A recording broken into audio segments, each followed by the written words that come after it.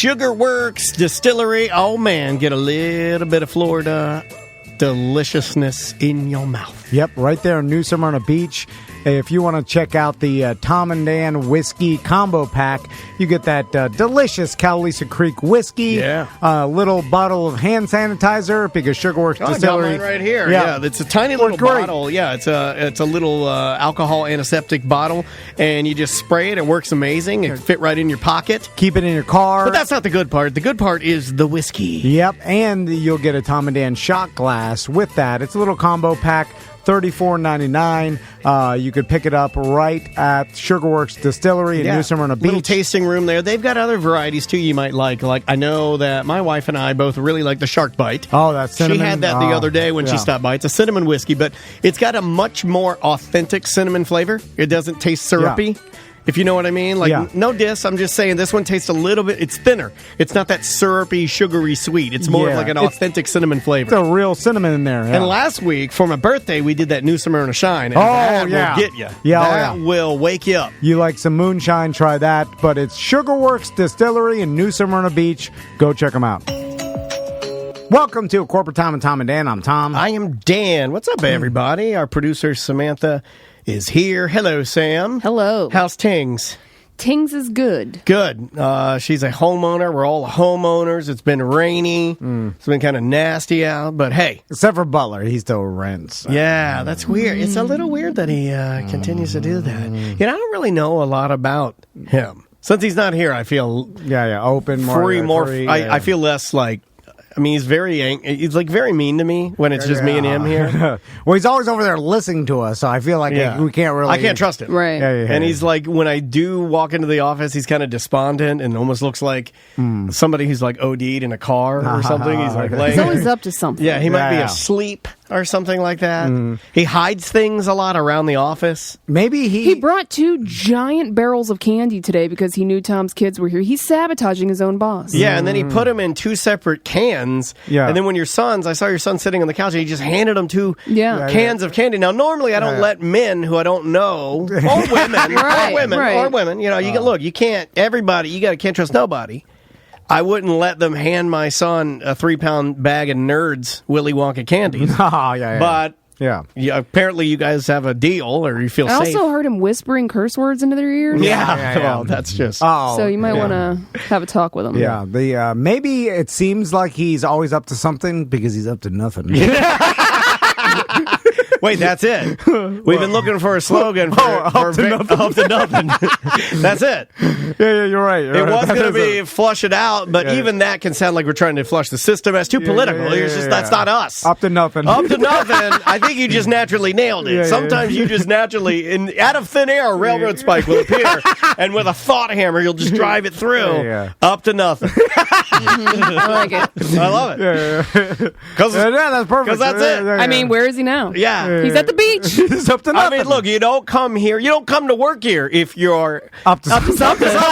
No. I mean, what do we accomplish, honestly, other than just trying to make people laugh? Let's be honest. Yeah. Are we up to anything? No. We're up to nothing. Even when we do something, it's nothing. I love it. I feel a lot better having flashed it out now. Having flashed that out. Get it printed. Yeah. I don't know who I was like, who's written it? Well, I tell Butler, but he's outside driving around in the rain. Up to nothing. Up to nothing. Okay, you had something you wanted to ask us? Yeah. Okay, so let me ask you guys this. Whenever he does these, I get nervous. No. I thought of this. So, how can I find out what Tommy and Max are naturally good at? Follow me here. Is it something that will eventually reveal itself through, like, they'll gravitate towards something? And I'll give an example. Like, you hear these stories about famous drummers all the time, and then, like, their parents, or they talk about how when they were kids they would drum on pots and pans all the time, you know? Like, so in that instance, they figured it out. Or the baby themselves. had a perfect pitch from 2 years old. Well, what you do is you spend time with them and you observe them. Well, he does spend time with them, but he's been... he's staring at walls. No, high as chong. He throws the stuff that he likes on them. Right. Now, and if this is the case, then I feel better, and then because I do spend a lot of time with my sons, basically every day. But you do the same thing every day. You play Monster and you swim in the pool. Yeah. You got to do other activities to see what they're good at. And, I'll watch them play and I'll see, I study them a lot. I'll see what they're doing or whatever. So what are they good at? Nothing? I don't know. They're up to nothing. I mean, they have their strengths. Tommy's better at art and things like that. But what I'm saying is, because really this comes down to me trying to figure out if they have any exceptional talent, so you can exploit it. Yeah. Or make money. So or get fame out of it. That's obviously for myself. So I get pushback though when I try to do this. So I have a theory. I'll let you finish, but I do have a theory. Because if it's just going to reveal itself eventually, then it's fine. Okay. I'll figure it out. Sure. Or do I start testing them with certain things to see if they have a natural talent or ability that lends itself towards that sport or activity? How do they do it in the military? Like how do they know what your strengths? Do you take an entrance exam? Yeah. So is that sort of what you're looking for, like a physical challenge or an entrance exam? That way you can kind of see the seeds budding, so to speak? Yeah, because let me even go further. So does everybody have some natural ability that lends itself towards an activity that they are extraordinarily better than others at that thing? Or do only some people have it and some just don't have any exceptional ability at anything? Well, all we can go on are the three of us here, so let's try to use ourselves as guinea pigs for a second. What would you say, asking that question, what would you say, being serious, I know we're not serious very often, but what would you say, now we're going to blow holes through it and make fun of you, but what do you think, honestly, and we can weigh into, are you exceptionally good at something that you think you have a gift, and that's what you're good at? No. Because I don't think I do either. I don't either. Because but you do. I'll tell you, Daniel's, I have one for you. I call you Miami Mark Twain. I don't think there's anybody that can think and weave a story with timing like I've never seen anybody. You're a good storyteller, yes. I've seen a ton of comedians. I've seen a ton of comedians that specialize in telling stories. You're my favorite. I know you don't like compliments, but that is a talent. I can't do that. I appreciate that. I write down details for a story, and then when I get on the show, on the Friday Free Show, and I try to do it, and you will help me, and the only reason I'm able to pull it off is you, okay? Just so you know that. So you help me tell the story better. But if I just had to tell it myself, it would be okay, but nowhere near the way you tell a story. I think that I maybe had, because my mom tells a lot of stories, and then I had that realization that I was like, oh my God, that's where I got it from. But you have the timing of it too. But that I learned over years and years of having to do a bit in the morning and then make something out of nothing. So I would just, so it's just time spent. Reverse engineer stories, figuring out what the punchline best hits and stuff like that. Yes, but a lot of people would try and do that and still not be good at it. True. So you do have a natural ability for it. I think I was You worse. did have to work hard for it to get better. He isn't going to ever admit that we gave him a compliment, so we'll just move on. I understand. Okay. But, it helps me a lot with this job. Yeah, it does. So that, definitely I've fallen into, if that is my ability that is naturally better than, let's say, the mean of humans. I would accept that. Then I, therefore, have won by falling into a job, a career choice that I could use that ability to enhance my career or make more money or whatever it is. 100%. It's advantageous. There are a lot of people, I'm guessing, that have these natural abilities towards one thing that they may have never discovered. That's where I'm trying to figure you have out. To try new things. Yeah. But I'm guessing that there's a lot of people that probably would have maybe been like an unbelievable basketball player, unbelievable tight end football player, or unbelievable baseball player because their hand-eye coordination just never got into it and therefore went a different path and never discovered that. Or they're in a position or a job in life that they don't get to utilize their greatest skill. Okay. And therefore almost wasting that skill because you're in a job that you're not even using the skill that you're better than the rest at, right? Yeah. So, I always kind of thought my dad was doing that. Not to sidebar here for a second, but my dad was a really good artist. He could draw really well. Yeah. And he also had musical talent. Like I can't draw. I was always envious. Like my dad could look. That's another thing. You have musical talent. Well, I got that from mom and dad. I know that. But he was funny because I remember my dad sitting in his lazy boy looking at, those pictures they used to have where it'd have the picture and then it'd have a grid and it'd be like, draw this turtle and you can come to our art institute. And my dad would just sit there while he's on the phone with like a client, so he's not, obviously not working hard, you know what I mean? Like he's doing and he's drawing the turtle freehand perfectly with shading and everything. Like, so I was like, that's an artistic talent. Why are you doing that? Like he could paint and stuff like that. And it's funny, he never used, and you would never know that about my dad. I probably only said that maybe 2-3 times on this show. He's a good artist. Also, less jobs for artists, especially when he grew up. Like, what were you going to do? Kind of frowned upon, I mean, judged. Like, why are you doing that? That's not a waste of time. Yeah, that's a waste of time. That's playing guitar or something. Yeah, that's silly. You hippie, get a job, cut your hair. Coco. Yeah. Oh, yeah. Old lady smash that guitar, make me so damn mad. So, why'd you mention that? So, take one pizza party away. Oh, how dare you! This caused me some pain. This on the bingo card for the Twitch chat. Bring up the Coco Grandma. This thought led me to a place where I was like, I wonder if a business where the business touted that they would like let's say it's a summer camp or whatever, they will you go there, you drop your kid off and then they try a variety of like motor skill things and like intelligent tests, like extended guidance counselor. Yeah, and then just to see if your kid has an ability that is better than the mean of the rest of the kids, and therefore they let you know like, hey, your kid is exceptionally good at this thing, or maybe maybe it's art, maybe it's music minded or like engineered minded or whatever, and then you should push them or at least cater to that skill to see if it actually ends up somewhere, because they may end up being being able to use this as to their advantage. Dude, you're completely onto something. This is a new thing that I was actually just reading about, I want to say a couple of weeks ago, and it's something that I believe they're rolling out at the school.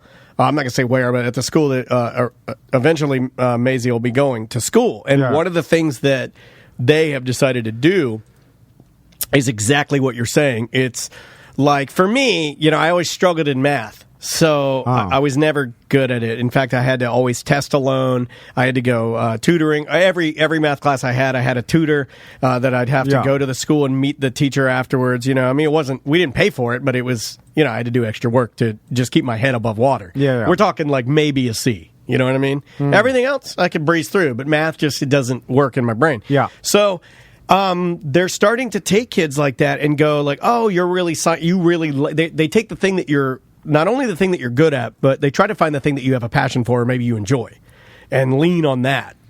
And they're starting to roll that into actual curriculums now.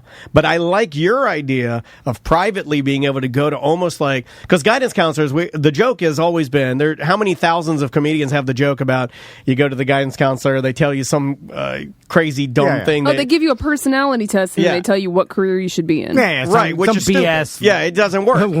It's the least amount of scientific proof that lends you to. What you're talking about is not a bad idea. I don't think that's way better than Pool Bear, I'll tell you that. Like the idea of being able to take your kid and then make them comfortable at something, because you want, think of how many people would excel with something if they enjoyed it, number one. Number two, they knew it was something that they were good at and could excel at it. Yeah. That's the thing too. How much of my math hate was compiled by the frustration of not being good at it. You see what I'm saying? Like, I'm at that point, it multiplies itself. So then I've been grown to hate it. I don't say that in front of Maisie, by the way, because I don't want her knowing that her dad hates math. Right, because then she's like, oh, math must be hard. Correct. I won't like math. Yeah, I don't say a word about. In fact, I did one time, and Maisie's like, why do you hate math? I like math. And then Andrea gave me a really strong talking to, and I don't do that anymore.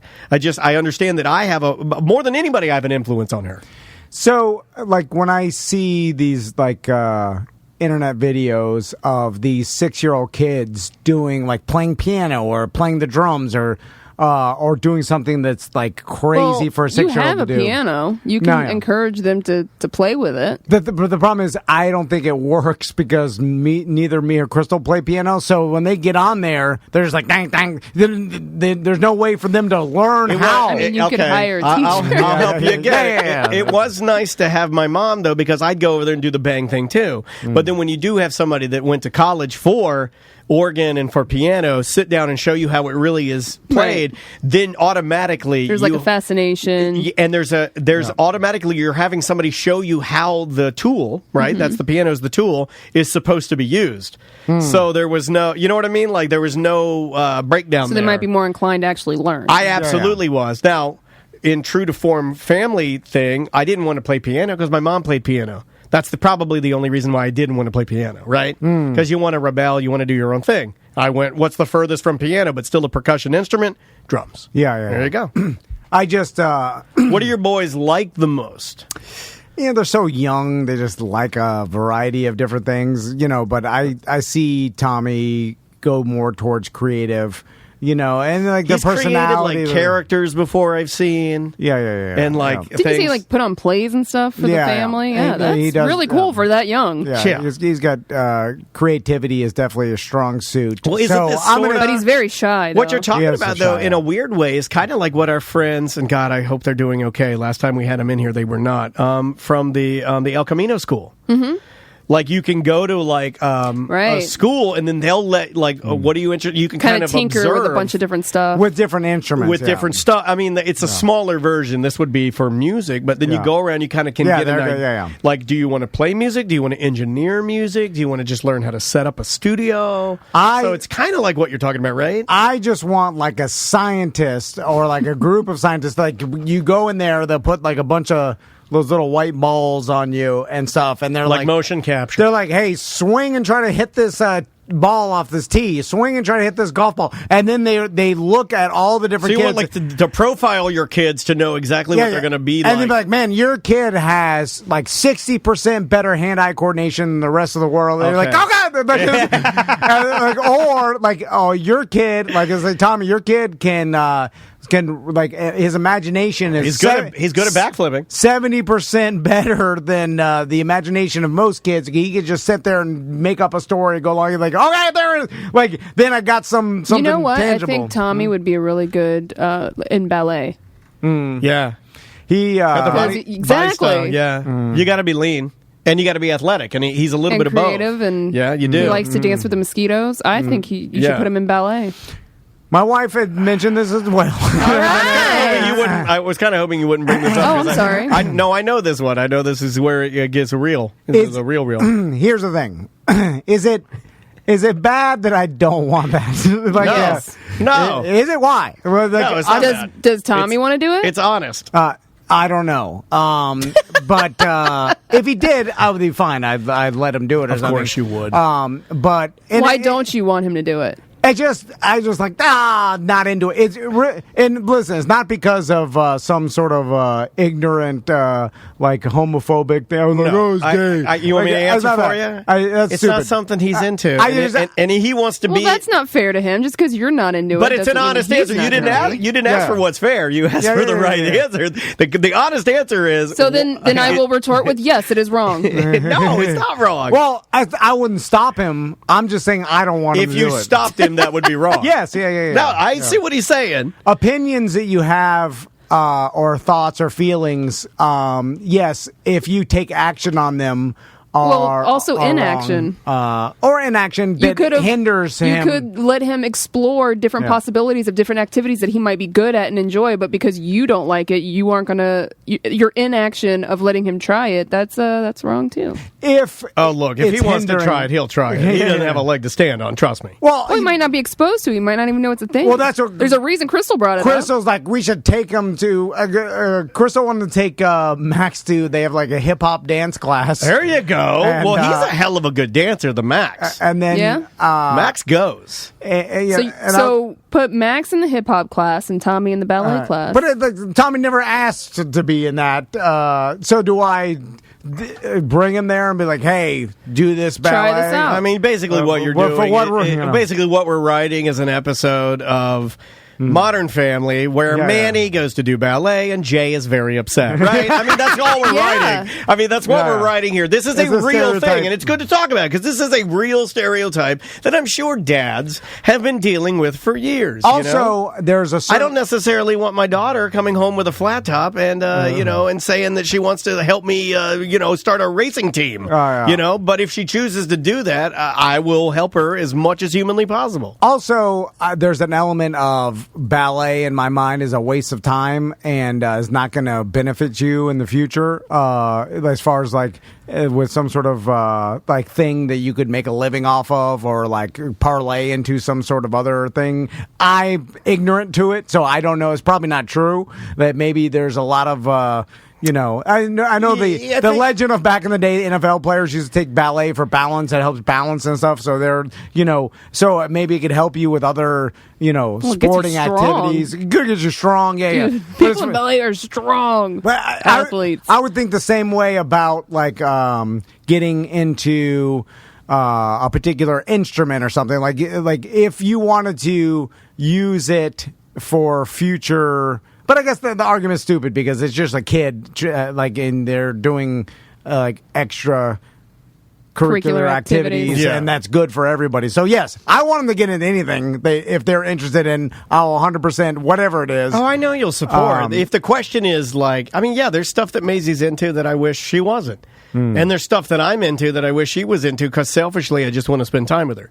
So I get the argument, but I like your idea of being able to find, because I think maybe but are you taking, let me counter. Are you taking away some life lessons that everybody needed to learn, which is we all know what it feels like to really want to do something so bad, but also understand that we're just not good at it. Yeah. Like me, I love football. I love basketball. Basketball, when I was growing up, I loved basketball. I loved the Orlando Magic. And before we had a team here, I followed the Detroit Pistons because I had a buddy that was really into it. So it was real big when you had like Rodman and Lambeer and Isaiah Thomas and all those guys on the team. And then when we got the Magic, I kind of got really into basketball. And let's be honest, just that's not going to be my thing. No. It's just not. But it's good to be exposed to like team activities, sports, the learning how to lose, learning how to have camaraderie with other people, learning how to coaches being difficult on you. Like adversity with any sports, including ballet or anything like that. It's like the learning how to fail. Like you're not going to always be good. Because of course the small percentage, such a small percentage end up turning it into a career that it's so small as a percentage, it might as well be zero. So the rest of everybody is not really that good at it to make a living doing it. So they're all just doing it to learn those skills that could help you in the future. I could still remember not really understanding why I had to sit the bench and I could only go in at the very tail end of any of our games, right? But then, I don't know, somewhere along the line, a light bulb went off, and I understood that it was actually okay to not be good at this. Because I was still there with my friends, and I was still supporting them, and they were my buddies, and they didn't seem to care whether or not I wasn't starting or good at it. You know what I mean? So it was a very good lesson. Then when you go to soccer, sure, I started and played a lot. Yeah. But, it was a very valuable lesson to learn, I think. You probably, And then it goes back to my, I guess, the real answer is kids need to try a bunch of things. That's what I'm saying. And they need to do things they're not good at because that's just as valuable of a skill to learn. They're not going to know what they're good at until they try different But even before, I'm just trying to find, is there, because everybody, that is the best at whatever they're doing has some, like, a lot of it is time and practice and the time put in and sure. insane motivation and stuff like that. But there's a good amount of it that's just pure, like, genetic skill. Could be natural talent, natural ability. The way your brain works. Passion. Sure. Like, there's the hand-eye coordination, the balance, things like that are, these people are, their ability is exceptional. Like, more than most humans. You know what I'm saying? So then that, like help them with the hard work and everything get to the best. I'm just trying to, like, pick out that if any of them have Here's that. where, like, sometimes... Because then maybe they don't. Sometimes I'll get an email because I'm kind of on the front lines of the show at tomanddan.com email deal. It just goes to my box. And then I flag those, I send them to Sam.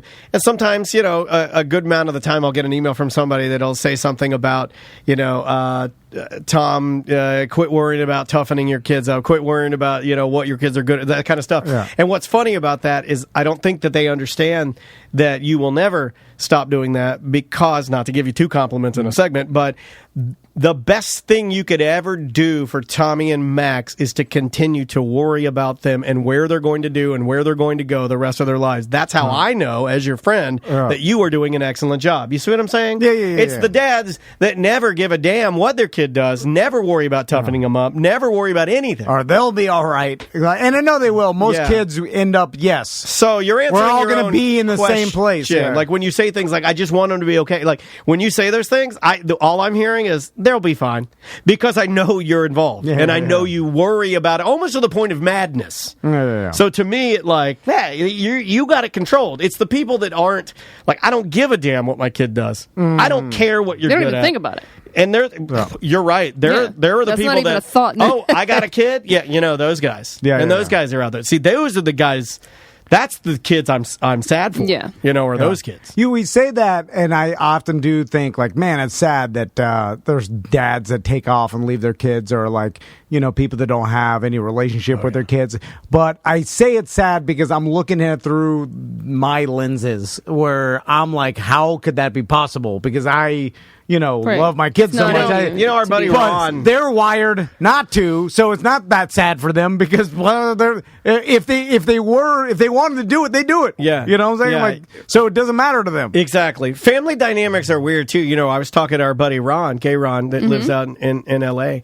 I was talking to him yesterday, and he said something I'd never really thought about before. But he was talking about people passing in your family, and you being like, "Oh, I'm so sorry." And he's like, "There's the flip side to that is that it could be good riddance because." Like if you lost your aunt or let's say your uncle and they didn't accept you for being homosexual or being they were a jerk to you, or being a jerk to you, or they didn't like you, you know what I mean? Like so, there are bad people in your family. 100%. So sometimes it doesn't just work with the good part. Sometimes it's like, I'm just glad that person doesn't get to judge me anymore. There is a false mantra that our society has that somehow if you have to always I guess support or be close to, or like families, like blood's thicker than water. It's like that's your family, so no matter what they do, you have to stand by them. Stand by them. Stand by them. I've never been like that. No, you talk to any professional, any therapist, anybody that's smart, and be like,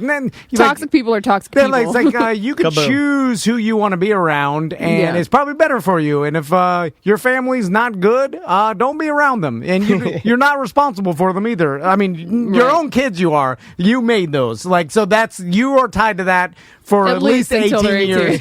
But as far as your other family, like, hey, you were just born and you are now your we're all own here person. to get out of here. Yeah. So you're not, you don't owe them necessarily anything. What was the catchphrase again?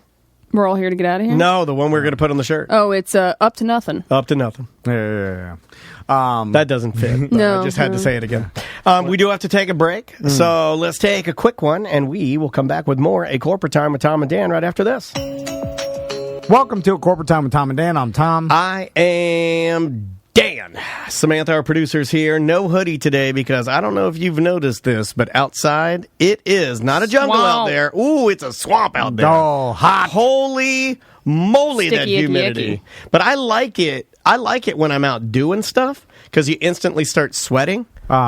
like if I don't have to look good, I don't mind it. Like if I'm out, let's say painting, you wouldn't paint, too much humidity, but let's say you're outside, putting up a fan or something on your balcony, I'm okay with the humidity during that because you're just going to start sweating. That's fine. Yeah. But if you have to go somewhere, or if you're a lady that, works in a courthouse, if you're a man who's an attorney and you have to wear a suit, I feel horrible. Hot. I feel horrible for you right now. Well, we have our Father's Day bundle up on the site right now. If you go to TomandDan.com, you can get the Father's Day bundle, or you can get the Realman shirt, yes, or the mug by itself. But the bundle has the mug. You'll see we've got a barbecue apron, a golf towel or barbecue towel. I used mine yesterday. 2 stone coasters that are nice with cork bottoms. Yeah, very nice. We got a stupid floating boat keychain that says it's not P. stupid. Admiral. It's the one thing that everybody's been emailing me saying, can I purchase that separately? Right. And I say, no, you cannot. A Tom and Dan pocket cutting board, the world's mediocre's dad mug. The mug is probably my favorite. Did you really? I did. Nice. I'm going to use it for my Lipton cup of soup later. Trying to think what else you get there. You get a free pair of sunglasses, sticker. Yeah, he gets some stickers thrown in there. Here's the thing about Eric, too, and I'm not just saying this. Did you say the towel? Yeah, Eric likes to maximize his space. So if he has something left over and he's packing things up, you're going to get it. He'll just throw it in the box. He does not care, and he likes to get things out fast. Yeah. So it's on the site right now, and it's up for order. It probably will sell out by the end of the week based on the order. So I would order now. Yes, indeed. Are you ready? Yep. Let's do a little bit of this stuff right here. Yeah! Nerds! Yeah! Nerds! Yeah! Nerds! Jock, nerd, Yeah! It's Nerd Jock with EJ. How you doing, EJ? Good. How you guys doing this lovely morning? Good. It's a little humid, but hey, we're above ground. We're talking to friends. Not bad. Not bad at all. Yeah. I will tell you, EJ, I saw a post on the BDM page, I think, or something. They said that's good. They were very in touch with the community. They were clowning you. You clowning me. They were saying they could do a better job, and I did put a message up there. I said, hey, if you could do a better job, Bounty.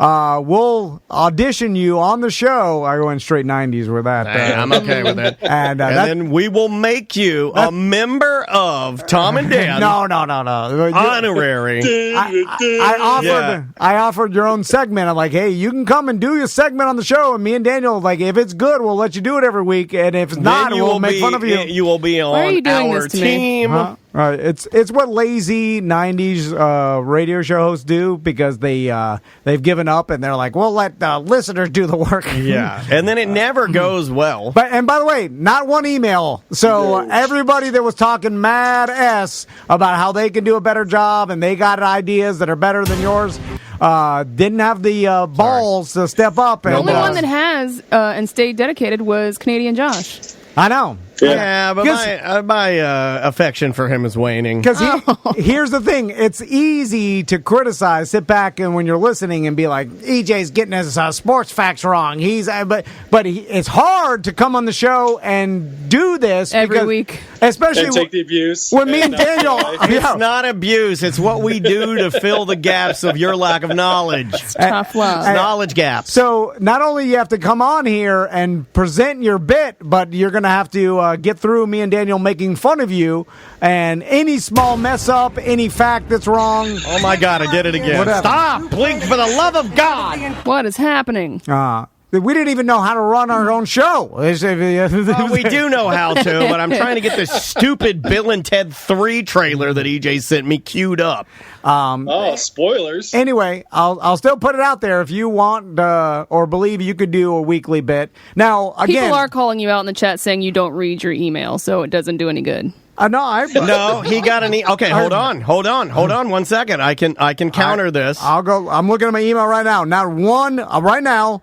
Here we go. All boxes. Hold on. Heat thing. I'm gonna help you out. This is from last night. Last night we got an email saying that during our BDM show, we had said that Amanda Nunes had not gone 5 rounds with any other opponent, or Seth said that rather. Yeah. And then somebody, Yeah, Chris, I didn't think that was accurate, but I wasn't going to correct him. well, yeah, you would think that somebody who works in that field would know, but he does not know. Samantha's got more female MMA knowledge than he does. Yeah. But Chris emailed us. He's a BDM. He said, I know in the past, and then he kind of corrected us.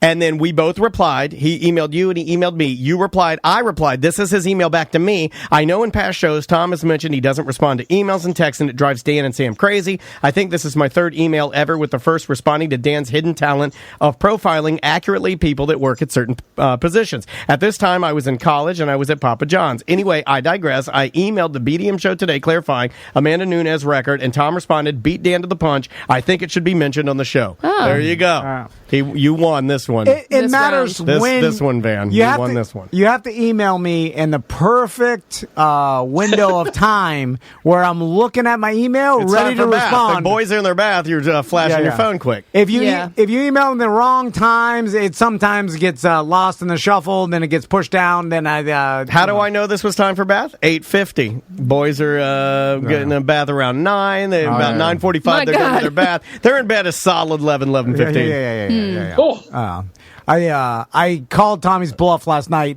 They wanted to play for another more time. Yeah. And I said, I'll let you play, but you got to lay silently in your bed for 1 hour. And this, by the way, this was like 9:15 or 9:30 at this time. That's a good move. So I'm like, get a lay, because I was betting on them going to sleep. Of course, yeah. Max passed out immediately. Tommy, eyes open, he's like, I'm staying awake. He's like, is it an hour yet? Like, literally got to 45 minutes.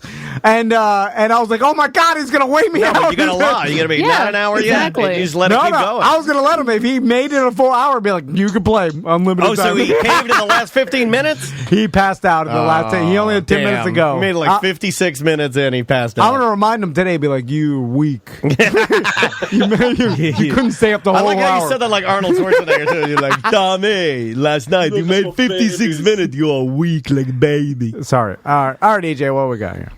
I guess we should start with Bill and Ted so we can get that thing out of the way. Okay, The new trailer just came out like 6 minutes before I started prepping this morning. Yeah, I got it ready to go if everybody wants to see it. Let's see. Yeah, my wife loves Keanu Reeves. Like, who doesn't? Let me see if I can make this happen. So, EJ, I'm gonna kill you on one deal and then put up the old deal here and see if I can get this to work. Okay, here we go.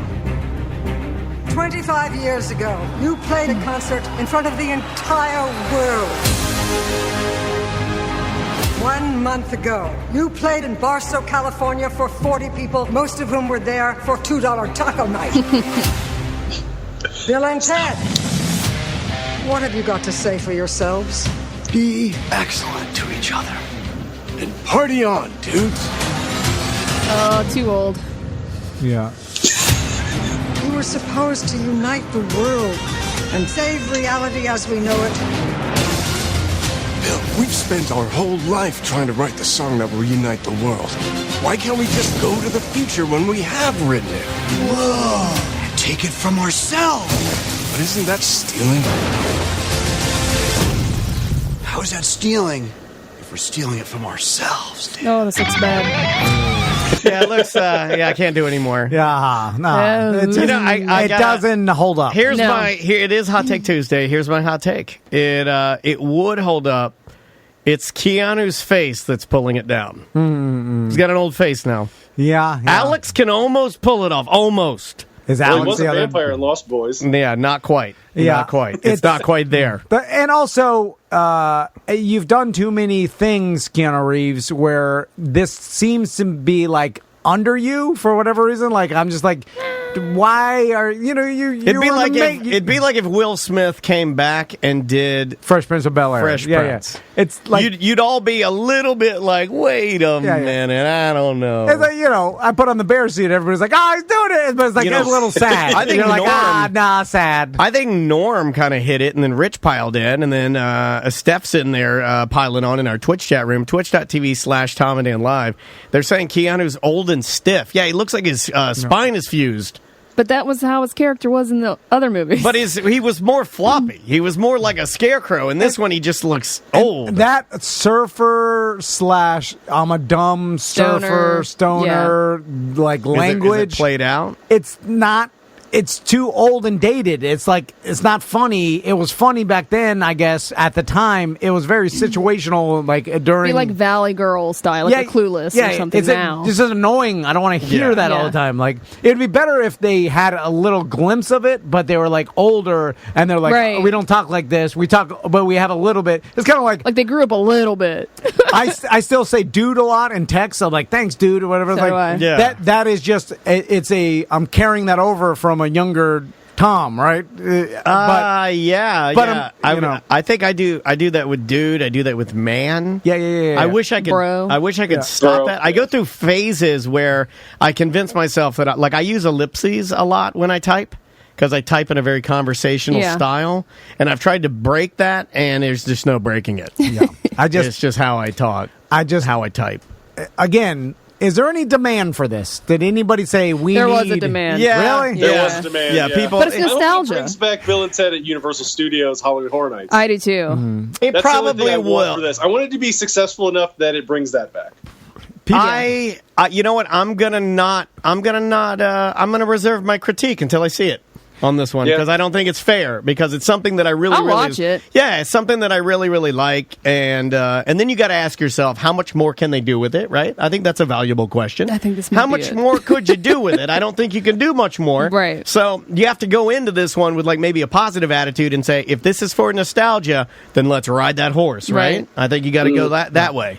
It's just missing Rufus. Like, George Carlin's the only one thing that's on it. Like, they have death in it, and it looks like the two princesses are in it as well. So, I will make a wager to anybody who wants to take it. Let me see the odds. Let's say really, you got to do gambling. He gambles on everything. Wait till sports to do gambling. He gambles on how long we're in the bathroom now. It's weird. 5-1 odds. So if you bet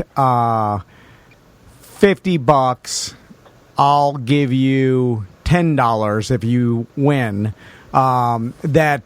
This is straight garbage. That's an opinion. Yeah, you can't. Okay, let's say does it make its money back? Oh yeah, like if it will. It makes its money back that they put in to make the movie. Yeah, or does it have to make like double that to make a profit? I think it'll make its money back, because I don't think they're going to go huge budget. When does this come out, EJ? When does this come out? I don't know. They'd have to pay. Oh, great! It just came out today. Like the trailer just came out today. You had to pay. I'm just wondering if it's going to be in theaters or if it's going to have to be like an instant streaming release. Yeah. Because then that will affect how much money it makes, too. How much did they have to pay Keanu for this? He's a big star. We don't know how he's doing it, why he's doing it. But there's also that thing of, like, he doesn't really need it, and I think he knows that his fans love him from this character, so he might not have asked for that much. He was in that Netflix movie, and he just pops into dumb movies just because he likes doing it now. Yeah. He might be doing this just for the fact that think about this from his perspective, if he can please every single person that really likes him by giving them what they want. Yeah, but why? Not bad for his brand. I guess it's an investment. It's an investment as him and like what people enjoy about him, which is Bill and Ted and a lot of this nostalgia that surrounds him. Yeah, but the problem is then if it's straight garbage and everybody's like, "This is garbage," and even the people that want are going to say that no matter what, though. Right? But you got to just do stuff now, because look, you can have the best movie ever, and someone's going to think it's garbage. Even this show, it's like we end on a Friday doing a Friday free show. We think it's great, and then who knows? It's an opinion. The problem is if we only did like 2 podcasts back in 2009 and then never did it again, and then people are like, we want it again, and then all of a sudden started up in 2020, it's going to be different than what they... Well, it's different now. Yes, the show now is different than it was in 2009. Yeah, people even say it. But it evolved. Everybody evolved with us, so it's like, oh, okay. And the people that are still with us, it's slowly incremental changes, and now where we're at now... When people remember Bill and Ted, they remember it back from, when was it, the 80s, 90s? Been 90s. Like 89, 90. Yeah. So early 90s. However, they had that show. If you're at around a Universal, you've been to a Halloween Horror Nights, you've seen it every year. You know what I mean? Yeah. Up until, last year, I guess. But so it's been still in pop culture a little bit. It's had a cartoon. There's stuff there. when you see an old Keanu, 30 years older, trying to do the surfer dude, and you're like, oh, old man trying to do the surfer dude. I'm not saying I don't feel that way, but I think it will be successful. I think because people really do want it. Bet 50 to win 10? Yeah, I'll definitely bet. I think it's going to make its budget back. But the bet that Tom said, his bet was that it's a hunk of garbage. Yeah, and that's an unbettable thing. Can we bet? What about Rotten Tomatoes? No, I never bet Rotten Tomatoes. Well, Rotten Tomatoes is once again opinion. It's based off the scores are based off people's opinions, so you can't really have a finite thing. It's not like you could bet 2.5 that people are going to like it. There's tons of stuff on Rotten Tomatoes that I disagree with, but it's based upon a accumulation of people's opinions. Therefore, but it's still not a fact. Yeah, but do you agree with everyone? No, you don't. So and then the critics percentage is always different than the audience percentage. So which one are you betting on? Critics or the audience? I'll go both critics and audience. This will be under 50%. Really? Yeah. Even the audience, I think. But if it makes its money back and it's successful, then that's meaningless. Yeah, I guess it doesn't matter if the critics are 50%. They could be 1% on either side. If it's successful, how are you gauging success? That's a problem. If you're going purely on business, and if this will make its money back, then I don't know. I'm pulling out of the bet because I'm only confident that it's a hunk of garbage. I'm not confident that people won't go spend money on it. That may happen, and business-wise, it may be sound. Anyway. I think it's a good nostalgia move. I just I think it's. But I think the honest answer is looking at the trailer that we all just saw. I don't know, man. I stumbled across the original Bill and Ted, or one of them, one time on Sling. And I watched it for 5 minutes, and I'm like, "Oh my God, this is a hunk of garbage." Yeah, but it's not like something you would ever like. You also hate Caddyshack, and it's I heralded. liked Bill and Ted when I was young. Love Caddyshack. Back when it came out, I liked Bill and Ted. When I was a kid, and I was do you think an idiot? I learned more about history from Bill and Ted than I probably did in a school at that time. That's not good. Wow. Well, that's Florida school, so it tells us a lot about why the bid suffers. But the research, yeah. All right, what else you got? I guess. Yep. Well, let's go with. Hold on, I have to say what Juan's saying because I was thinking the same thing. Juan says Tom's dad pouch is getting dense, zero fun. I was thinking the same thing. I was like, this guy. I'm fun. This is not fun. What's fun about this? Old man Reeves doing a surfer accent? Let it all out. There it is. Yeah. Then the other redneck guy that we've never seen in 20 years, 30 years. Guy. He's not a redneck. Just because he had a mullet in Lost Boys doesn't mean he's a redneck. He's like a SoCal guy. I'm just calling him the redneck. That guy, I don't care about him. Oh my God, you made me laugh. Okay. Old man Reeves doing the. Okay, then we'll go to this. He can't even do it that good anymore. I like your Reeves. It's better. half-half. I like your Reeves better than anybody. It's across the street like Ozzy Osbourne and Christopher Reeves. All right, what else you got?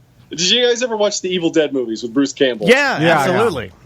Yeah, like Army of Darkness, Evil Dead 2. Well, they're going to do the fourth one, it looks like. No. And Bruce Campbell just said that the new one's going to be called Evil Dead Now, which they already did the Evil Dead, Ash vs. the Evil Dead on Stars, which I really enjoyed, but that just ended a couple of years ago. Didn't we interview him one time? Yeah, we did. We had Bruce Campbell on. Seemingly nice guy, understands. Very nice guy. Understands his place within pop culture, and he kind of, I think he drives his vehicle well. See, I feel like that would work because that formula, I feel like, is more timeless. He's never lost touch of it. Yeah. But he's also never achieved a level of success that Keanu has. No. So maybe that's the equation. But his is like more the biggest thing he's culture. been in was the Sam Raimi Spider-Man movies. He always had a cameo in those because Sam Raimi was friends with him, and he always gave him a cameo. Was he Briscoe County Jr.? Yes, he was with Lord Bowler. I used to love that show. That was a decent Western, right? Like it was a sci-fi Western. He was always after the orb. Yeah, you might. Tom. I own the DVDs. I'll let you borrow them. Yeah, Tom, you'd like this guy's quest for the orb. You are the original Briscoe County Jr. What is that? You're Briscoe County Senior. You're like the original. It was like a sci-fi Western. And I got a 91% on Rotten Tomatoes, Tom, in case you're interested. No, it's good. Like, it's a legitimately good show. It's a really good show. My dad and I would watch it. It's kind of like, it kind of has like a MacGyver vibe, and then a Wild Hercules Legend continues. Wild West is sprinkled on there a little bit. It's, I don't know. It's cool. Yeah, very, very cool. So, but Evil Dead Now is going to be the fourth one. So I wonder how they're going to do it, because at the end of the third one, he kind of comes back to the normal times after being like the medieval times. So I don't know what they're going to do. Maybe go to the future. No, that'd be kind of cool. All right. With fantasy, you could, do whatever you want. Whatever you want. Yeah, make it like Jason X, but with Deadites. But those, and there's one more difference, too, that, like, you could say this for Bruce Campbell versus Keanu if you're like comparing nostalgia of these two like iconic characters, Ash and the character that he plays. I don't know which one, Ted or Bill or whatever. Wasn't he theater? But like Bruce, Ted, right? Bruce never lost kind of the touch of anything Evil Dead that he ever did. You know what I mean? Like he always kind of embraced it. He always kind of wallowed in it a little bit. Yeah. So, he made his money just going to endless Comic-Cons and stuff, right? But being accessible and being a part of it, whereas Keanu, not that he wouldn't be, I think he would have been. He just moved on. He got a lot bigger. Well, then you played Neo from Matrix, and then even some of the biggest movies of all time. Even before that, John Wick, Point Break, and Wick, and so you become an action hero, and then now you're doing the surfer. What's the one with the bus? Speed. Yeah. I mean, Speed. I mean that movie. Speed and Point Break made his career, right? Constantine movies. Yeah, and then he was in Bram Stoker's Dracula. I mean, the guy's a megastar, so not the best actor. He was the worst part of Bram Stoker's Dracula, though. That's kind of where he took a dump right there. He was, but I still remember him for it. Yeah, you definitely remember for it. What else you got?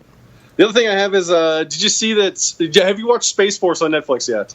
I've been watching it, yeah. I don't want to because everybody tells me it's a hunk of crap.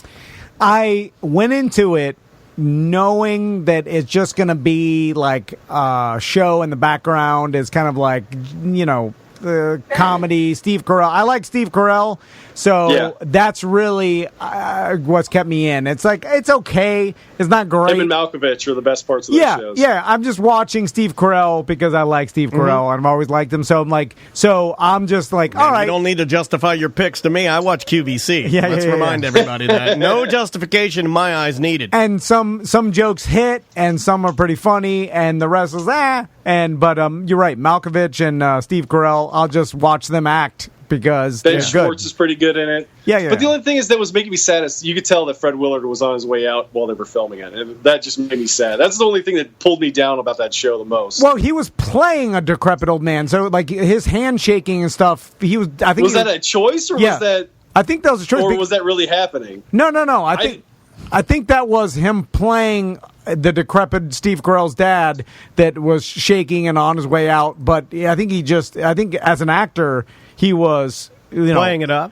Yeah. I think he was. I mean, he died of a heart attack. Obviously, wasn't in the best health, but he was 83. So it's like he died of natural causes. I heard that he died in his sleep or something.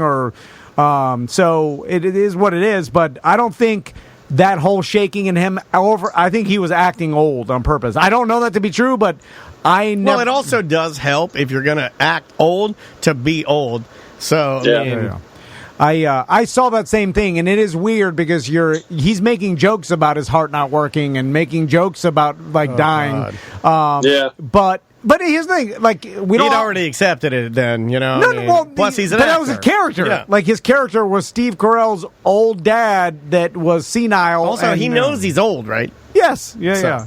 It's fine. Yeah. And we don't have to be so sensitive. We're like, oh my God, he's mentioning dying of. Well, it's actually kind of cool. He's in a relevant show right now and just passed, right? I think you should look at the positive aspect. Also, the reason why I brought it up is because Space Force on Netflix, they copyrighted the name before the government could do it. I saw that. Isn't that crazy?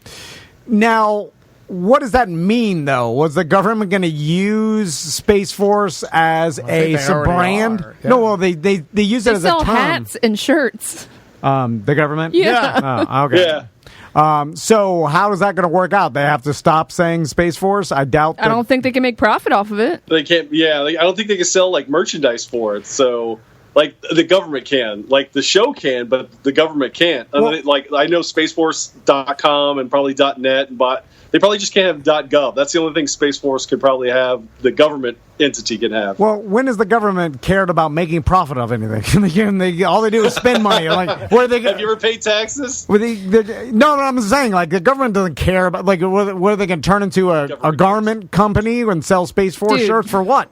The White House has a gift shop. They sell coronavirus coins. No, they care about profit. Do they? How much? Well, they may not care about profit, but they certainly care about a revenue stream. Right. Yeah.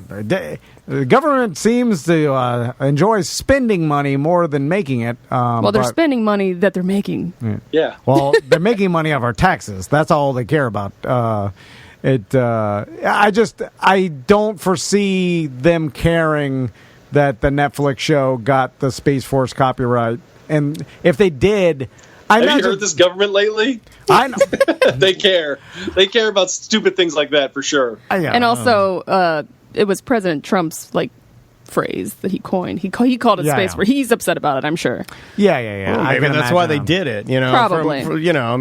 But especially the show is very divisive. Yeah, the way it's written. I heard there's little jabs and little political things in there that either way make some people mad, either make some people cheer, whatever. Oh well, the whole thing is about what's interesting is the whole thing is they allude to the president being Trump, and they never say it, but they just say like, "Hey, POTUS is mad about this. He's done," like they taking his behavior and what we assume would be Trump, and then showing us behind the scenes at Space Force. Yeah, and then it's like the Space Force is bumbling through it, trying to do this thing, and it's being run ridiculous. Gotcha. It's kind of a mockery of the whole thing, but I would assume that if anybody did want to make money off the Space Force or whatever, like. There's lawyers around. They would be like, you have to copyright this. I mean, Kramer told us like, hey, if you want to do this right, you got to copyright this. They know about that. How do nothing surprises me anymore because we answer a lot of questions and then the other answer comes to light. So whatever. I mean, it's fine. Yeah. What else you got? Bumbling or whatever. The last thing I have for nerd stuff is, have you guys seen Attack on Titan, the anime? I'm actually reading the manga now. And it's a tough go, though, man. It's intense, right? Yeah, I mean, there's a lot of things that I got to dig through. It's a Japanese comic book, and I'm digging through it right now, and I'm on volume 6 or something. Lots to kind of take in. No, I haven't seen the anime though. Is it good? It's good, yeah. But the reason why I bring it up is they put a VR coaster in Japan at Universal. It just opened up, I think it was yesterday or the day before, and it looks like the land looks just like Attack on Titan, like the whole medieval village with the walls and the big Titans all everywhere. Now, did they actually build Titans?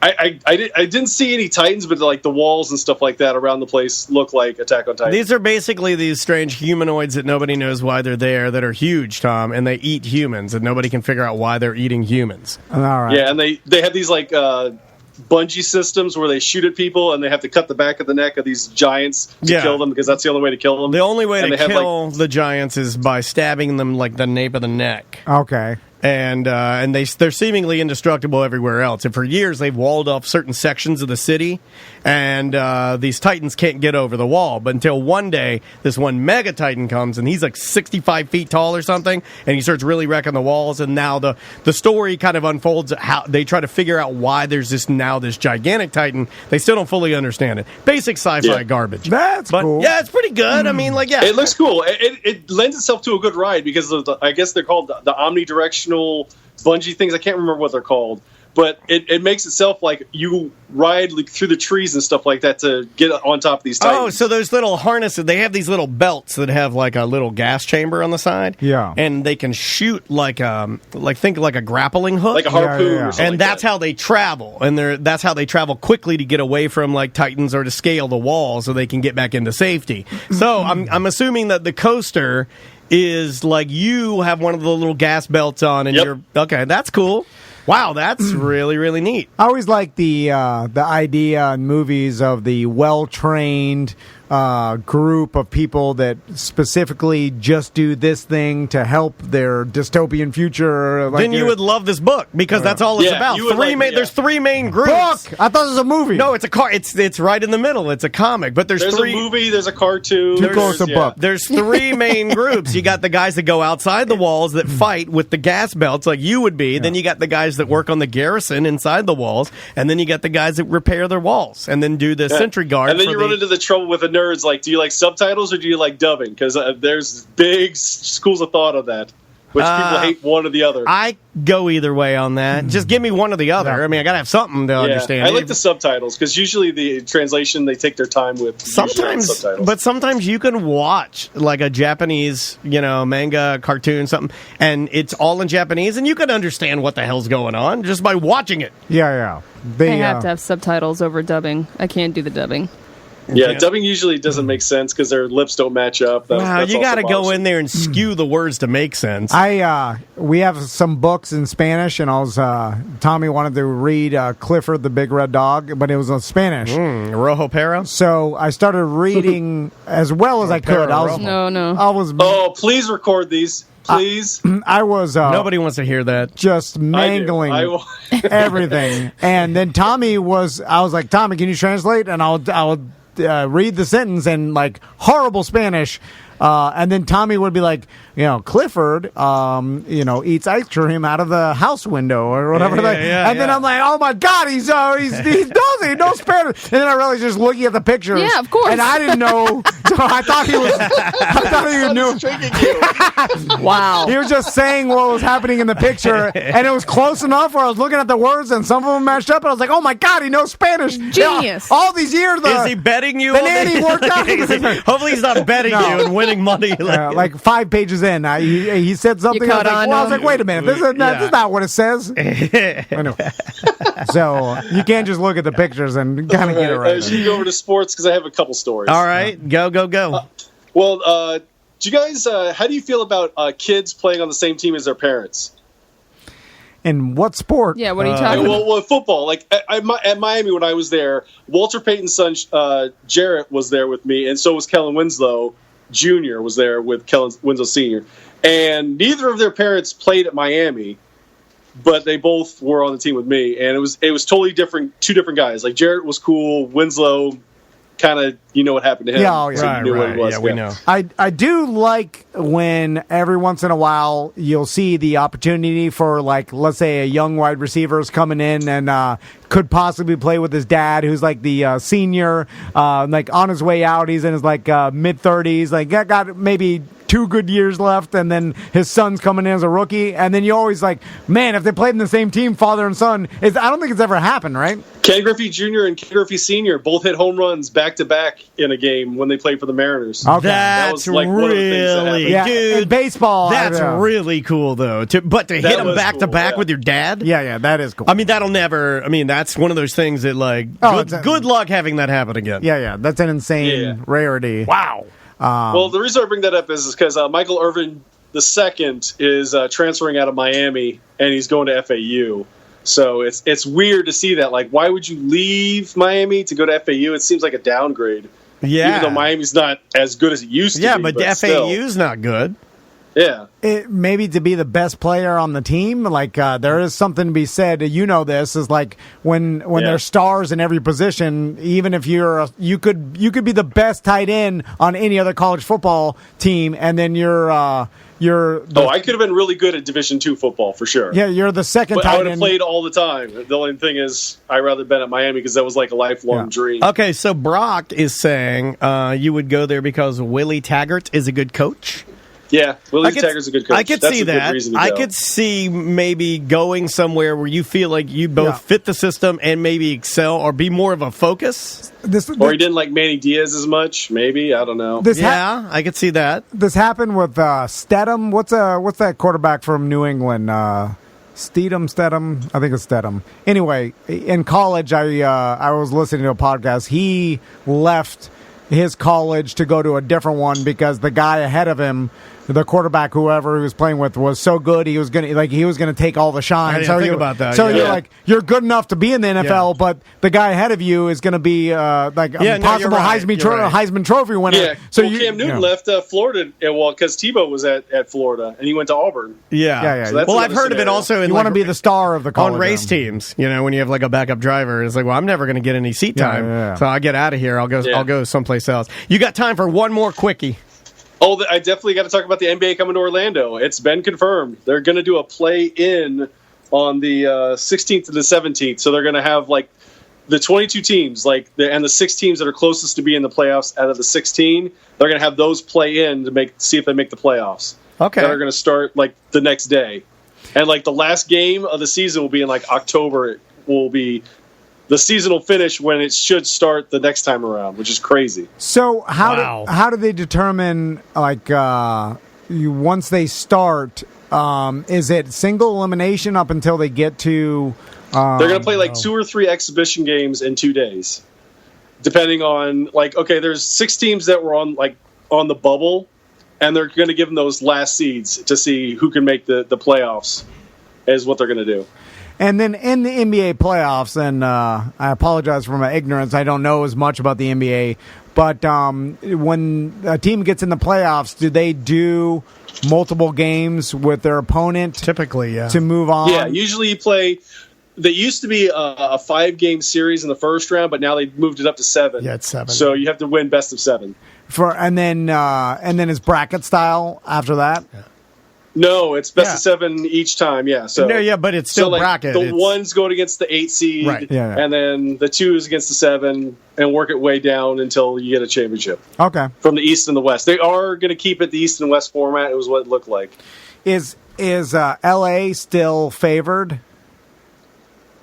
I'm not totally sure about who's favored. I don't know. I have to look at the odds and see. But who knows what the odds are going to be, because it's a different scenario. They're all going to be like quarantined at the Disney A Wild World of Sports and on their property, so that's going to be a weird scenario. Yeah, no home field advantage, no crowd. Yeah, the chat room is saying Lakers are still the faves. Norm is saying Orlando will be playing the Bucks. Milwaukee, which I messed up. I thought Milwaukee and Minnesota, I got them mixed up. It's fine. Thing. We expect it. Yeah. It's interesting. Cool. Teams with real good home court advantages no longer have that. Teams with advantages like how the Magic, how most of the fans are from other teams. Yeah, when we played the Lakers. Also, altitude differences. There's some teams like in Colorado, like Denver, the altitude advantages. Like it happens in the NFL too. It's like players aren't used to playing at that altitude. You get winded quicker if you're not from there. So it kind of evens out everything. It'll be. I mean, for sure they'll put an asterisk next to this season being it not a normal. Well, it's going to affect the next season too, because the next season is not supposed to start till like January, so they're like pushing the whole season back. Yeah, and you would have to, because they need time off and time to regroup. Yep, and like the draft. Were setting up the draft is supposed to be August 25th once the playoffs are set, so they know when they can do the lottery and all that stuff. Yeah. That's crazy. But it seems like but they're getting it together. They're better than Major League Baseball, who are just fighting over money. Looks like it's not going to happen. You got to get things moving, Or play. I mean, just play. Don't fight over the money, because look, all these people are unemployed, and you look really tone deaf by doing this. Just play. Yeah, I agree with you. The MLB will definitely take a hit after this. Like they weren't a juggernaut to begin with. People are forgetting every day. Yeah. So they got to do something. Hey, great job. We got to get out of here. Hey, how'd comedy go? You did comedy last night for the first time? I did comedy last night at the Harry Buffalo, which it used to be the Orlando Improv downtown. Yeah, I did. And I remember seeing Kevin Hart and Chappelle on that same stage, and it was fun to actually go up there. But I was so rusty. One of the jokes I could do in my sleep, I still messed up. Was there a good amount of people out there? How does that? Mostly comics, but there was 10 or 12 people that were not comics, but because they lifted the curfew last night. So nice. It was interesting to see who was out and who's a raging alcoholic that really needs to go to a bar. Wow. But I pulled up to Orange Avenue to park, and a cop was pepper spraying someone, so that was nice. Oh God. Yeah. Wait, I thought they lifted the curfew. They did, but there was a fight between two patrons at a bar, and one of the guy wouldn't calm down. So, all right, EJ, just relax, everybody. Come by my jet skis. Wow. 9,000. 9,000. Oh my God! I can get a new one. With both jet skis and the trailer. The trailer, it's worthless. The leaf springs are rusty for sure. The trailers. When's the last time you greased the hubs? It's a grease the hubs. You didn't even know what a hub is. Yeah. It's all salt water ruined. I don't put them in the salt water. They've only been in the river. And they've been in my garage the whole time. They're in good condition. How faded is the paint, and how many stickers of your kids stuck all over them? Look like eating their Cheerios on them. No, it's in the garage. They're away from the kids. Dry seaweed in the impeller. I know what you got. Yep. No, there's not dry seaweed in the. I just told you they're not in the. We gotta go. Get out of here. All right. Bye bye jet skis. All right. See you later. I need a fence. All right. Okay, we know, and so does the rest of the world. Yeah. Okay. That's I offered so much stuff with the fence, and there's no fence. There's a company that wants anything to do with you or us. There's no. I've tried it. Yeah. It just doesn't exist. I went fishing. Is it the for one fences. thing you can't grift? No, it's impossible. Nah, nothing's impossible. I got him back in. I love the challenge. I've only put I've only just said, hey, fence company, and then I falsely put. If I put 1% effort, I can. Don't do it. I got to take a break. We'll come back, do something really small, and you're listening to A Corporate Time with Tom and Dan. Welcome back to A Corporate Time with Tom and Dan. I'm Tom. I am Dan. Let's see. What else do we have for voicemails and email? Let's try this guy right here. So I'm a bartender, and we've been open since, the 25% or whatever. We've been kept 25% seating for like the last few weeks and haven't changed it because we haven't even been filling that up. We had some good nights, had some bad nights, whatever. Tonight, I had people yelling at me because of the curfew, telling me we were kicking them out. It was like goddamn prohibition came around again.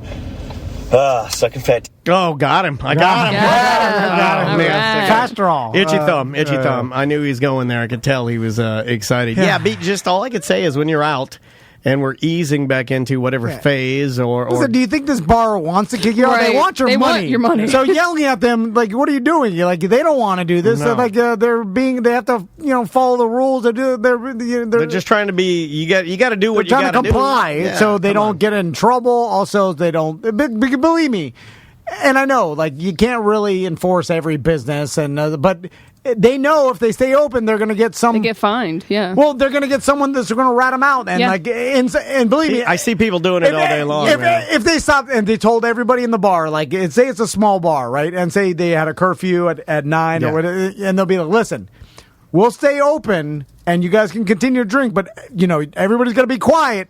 And don't say nothing. And we're going to turn the lights off. While you're saying that, someone's tweeting, this bar's not complying to rules. Yeah. It's the kid that says, if the principal's going, one more, anybody makes a peep, I'm going to expel it.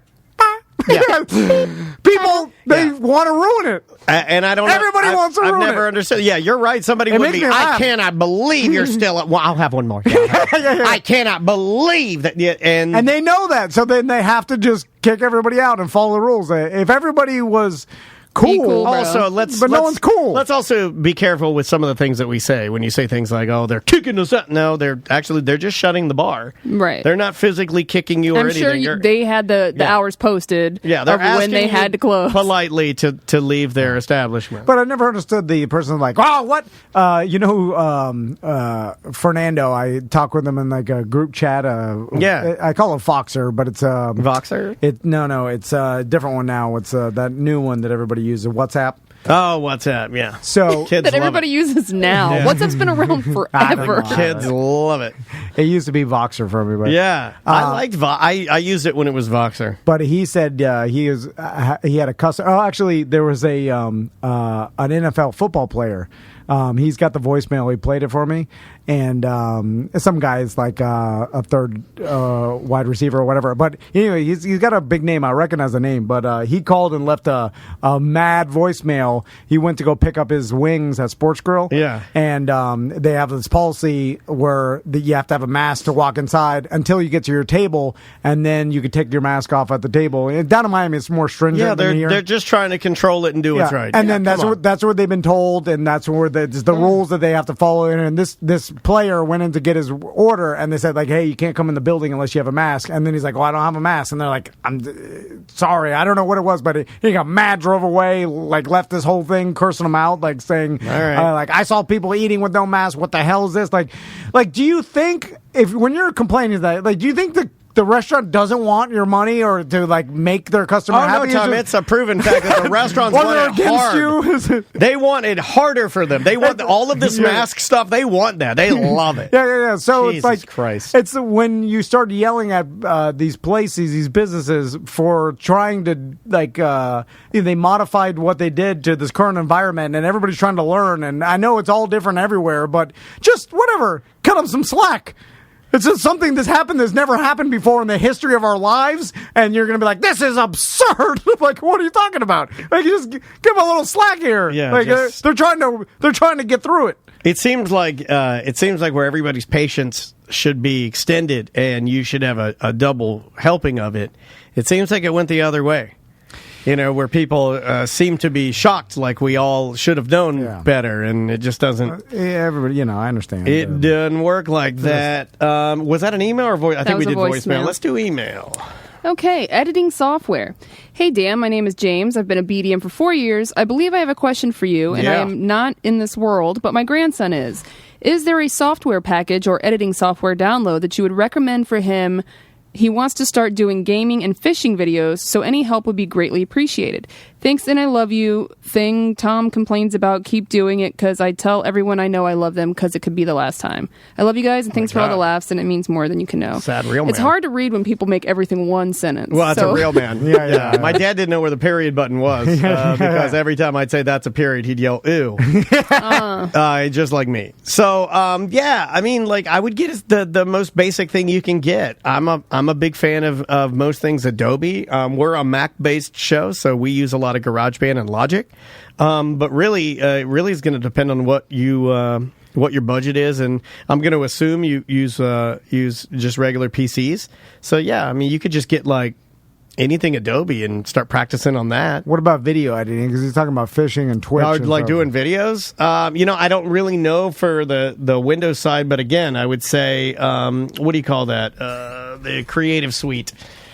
Somebody in the chat room, Adobe Premiere. Oh, yes. Yeah, mm-hmm. If I have a copy that I know how to use a little bit. Very intuitive and easy to use, and there's so much information on YouTube, like people to walk you through any question you have. I would just get it and dig in. Isn't there editing software that's super user friendly, easy? You can do it if you have an iPhone. You can use iMovie. You can use iMovie.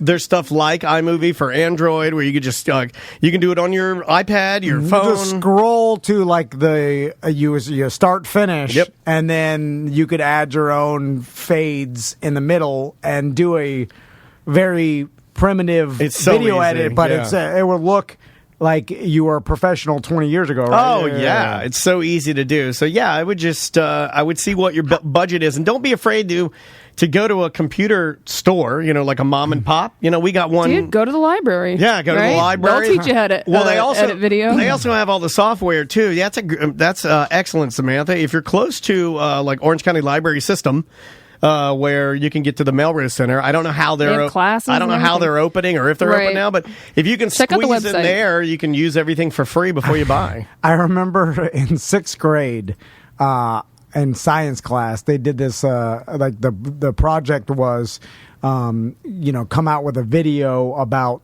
some topic or whatever. Yeah. I did mine on the Everglades because my pop-up had the place out there. Makes sense, yeah. And then I remember went out there with my mom's video camera, and like my pop-up took me around the Everglades on his boat, and I just filmed it. And then like he stopped at some like a place he knew where there was a gator, like a head or like a gator hole, and we went there, and then there was a gator. Then he called his buddy at the old Miccosukee Gator, and then like we went there to film that, and they had no idea how, and my mom didn't know how to edit the film together, but my aunt had like basic. I mean, this is filmed on a camera with like a VHS tape. Right. Nice. Old Panasonic handheld. 90s. Shoulder mounted. Yeah. And so she was the only person that we knew, like anywhere. And back then it was like you knew your family members and some friends, whatever. In a minute, said I made your nephew's graduation video, but I'll give a swing at it. Yeah. And all she did is like, I can't get that happy birthday off of there, but it'll do. she put she edited the things together. No, Yes. it was Spoon Man while I was riding the airboat. Spoon Man. It was that just riding Together with you. And I was like, I can't. Save me. I remember watching. I was like, how did she do this? It blew my Magic. mind. Yeah, I'm like, you and it's added like Spoon Man. It's like a swooping drone shot of you and your grandpa. The pixels that they do, like in the 90s.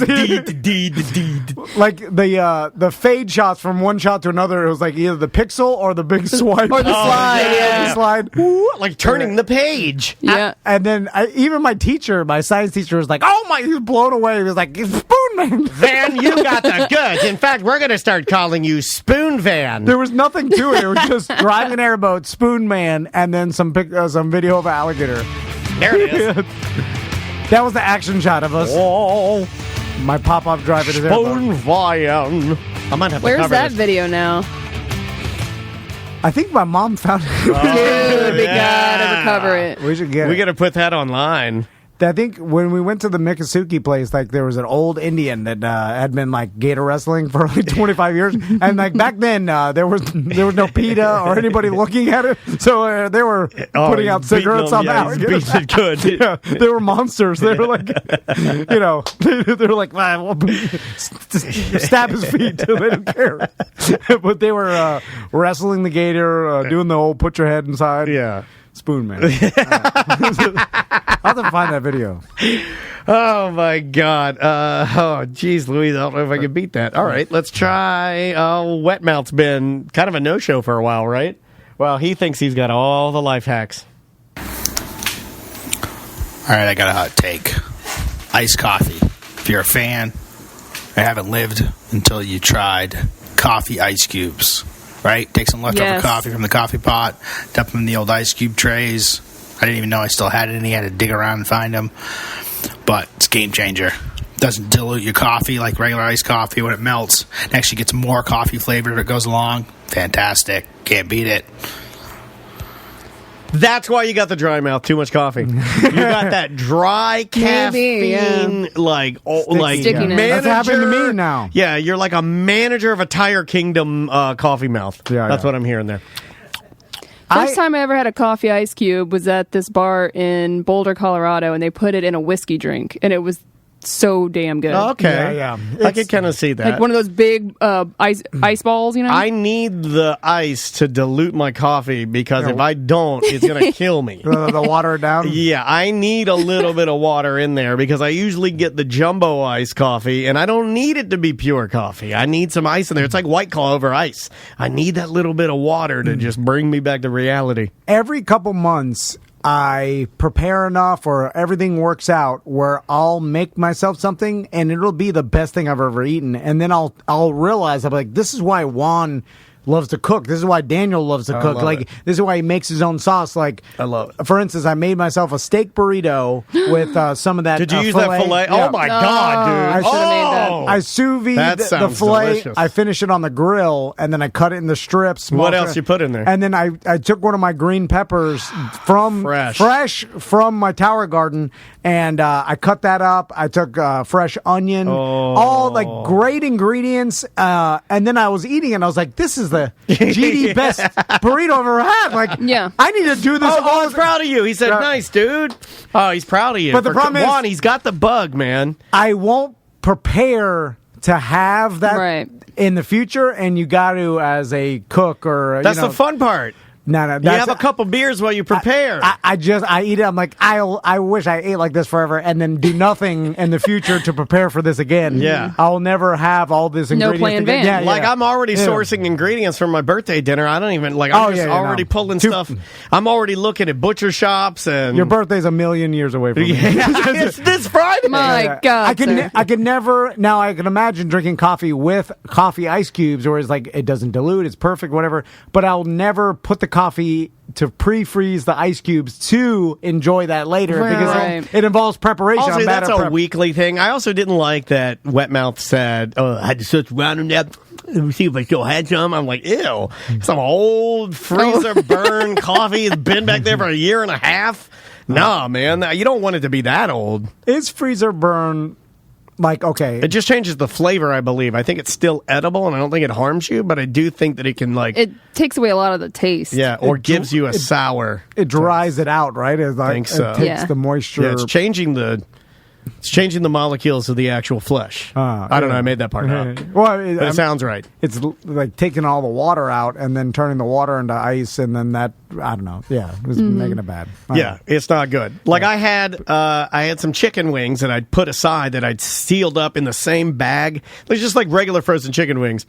Man, I pulled those things out, and for whatever reason, freezer burn to me just has a distinct kind of like, it's like, it almost smells like a iced coffin or something. Like it's just kind of sweet. It's almost void of smell. Yeah, you're right. It's like I don't know what it is, but I don't like it. Mm-hmm. Yeah. You know, like, and I think you could still cook it. It would probably still like you may not be able to tell, but I just like I look at it. It looks unappetizing to me. It's got that weird thing where it's like almost like the ice. If it's has meat, it seems to always like make the meat tougher.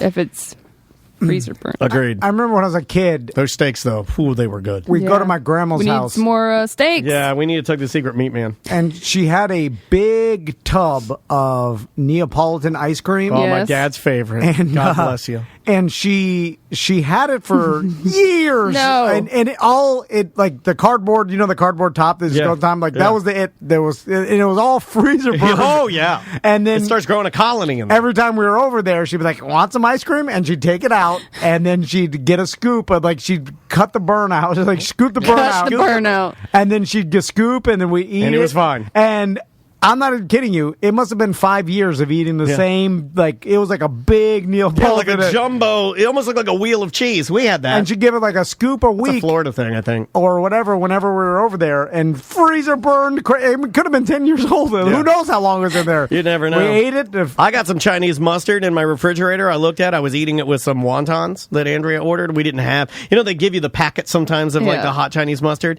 but they didn't give us any. So I was like, I wonder if we have any hot Chinese mustard. I'm looking around there. Sure enough. We got a bottle of but it's the better one. It's a little bit spicier, a little more horseradish. So I mix it up, put it on there, I start eating it. I look at the bottom. When do you think this bottle? 2018. You got to do better than that. 16? You got to do better. Really? No. That's 4 years old. That's pretty old. My God, sir. You ready?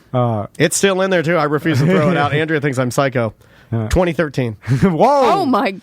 2013 Chinese mustard. Still good. Tastes as good as the dad bought it. Now, there's some food products that will Juan, he says mustard never expires. Yeah. Wow. And I swear to God, it doesn't taste weird. It looks fine. It's not crusted. There's no mold. It's fine. There's a lot of food products that just put an expiration date only to help their own sales because they hope you'll throw it away after a while because technically it will not expire. Like hot sauces and stuff like that. Yeah. There'll be a crust on it or whatever, but one of the largest it'll never fights get bad to the point where it make you sick or anything. One of the largest fights that me and my wife got into, and you guys knowing the relationship I had with my dad and his and my love for popcorn will understand. My dad had this jumbo jug of artificial yellow, like beach sand, fine yellow butter flavored popcorn salt. It was the consistency of Wendy's salt. You know how Wendy's salt is like dust? Yeah. It's the better salt. If you're going to salt fries, use the dust salt. It gets everywhere.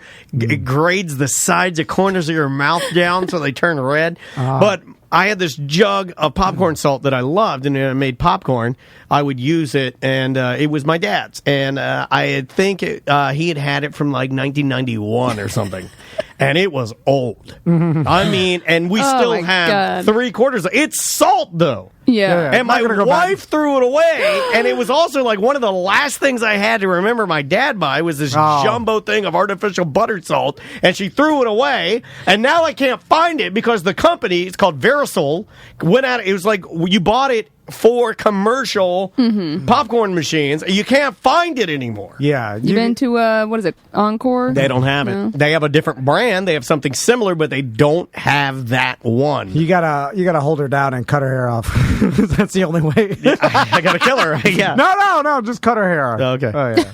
It's. Oh, I thought you said cut her head off. No, that's too far. I agreed to that. I could never cut her hair, sir. You're a terrible person. Yeah. It's the old. Killing her is okay, but cutting her hair is. Didn't they used to do? Do that? I cut it crudely, or do I give her a good do I give her like a kid and play high top fade? I feel like Sergeant Carter. That's like an old school psychological punishment for women. Is like you just cut their hair off. And then it scars them deep or something, something like that. Well, it takes so long to grow it back. Yeah. I feel like that's an old school mentality. Yeah. I'm just, you gotta go old. With for my wife, if you did, she'd never go out again. She'd buy wigs. Yeah. She would. She would never go out again. And then it would start growing. You go through that weird phase. Yeah, growing your hair back when you cut it short. Where it's like this size. Like when your hair grows down, you part it in the center and it grows down to like your eyes. Your hair just looks like an open book. Yeah. It's horrible. Yeah, you get the Dutch boy. Yeah. Then you can't put butt cut. You can't put it in a ponytail. It's too short. No. It falls. But you try. You put it in the tiniest little trying pony. Didn't you have a mohawk with your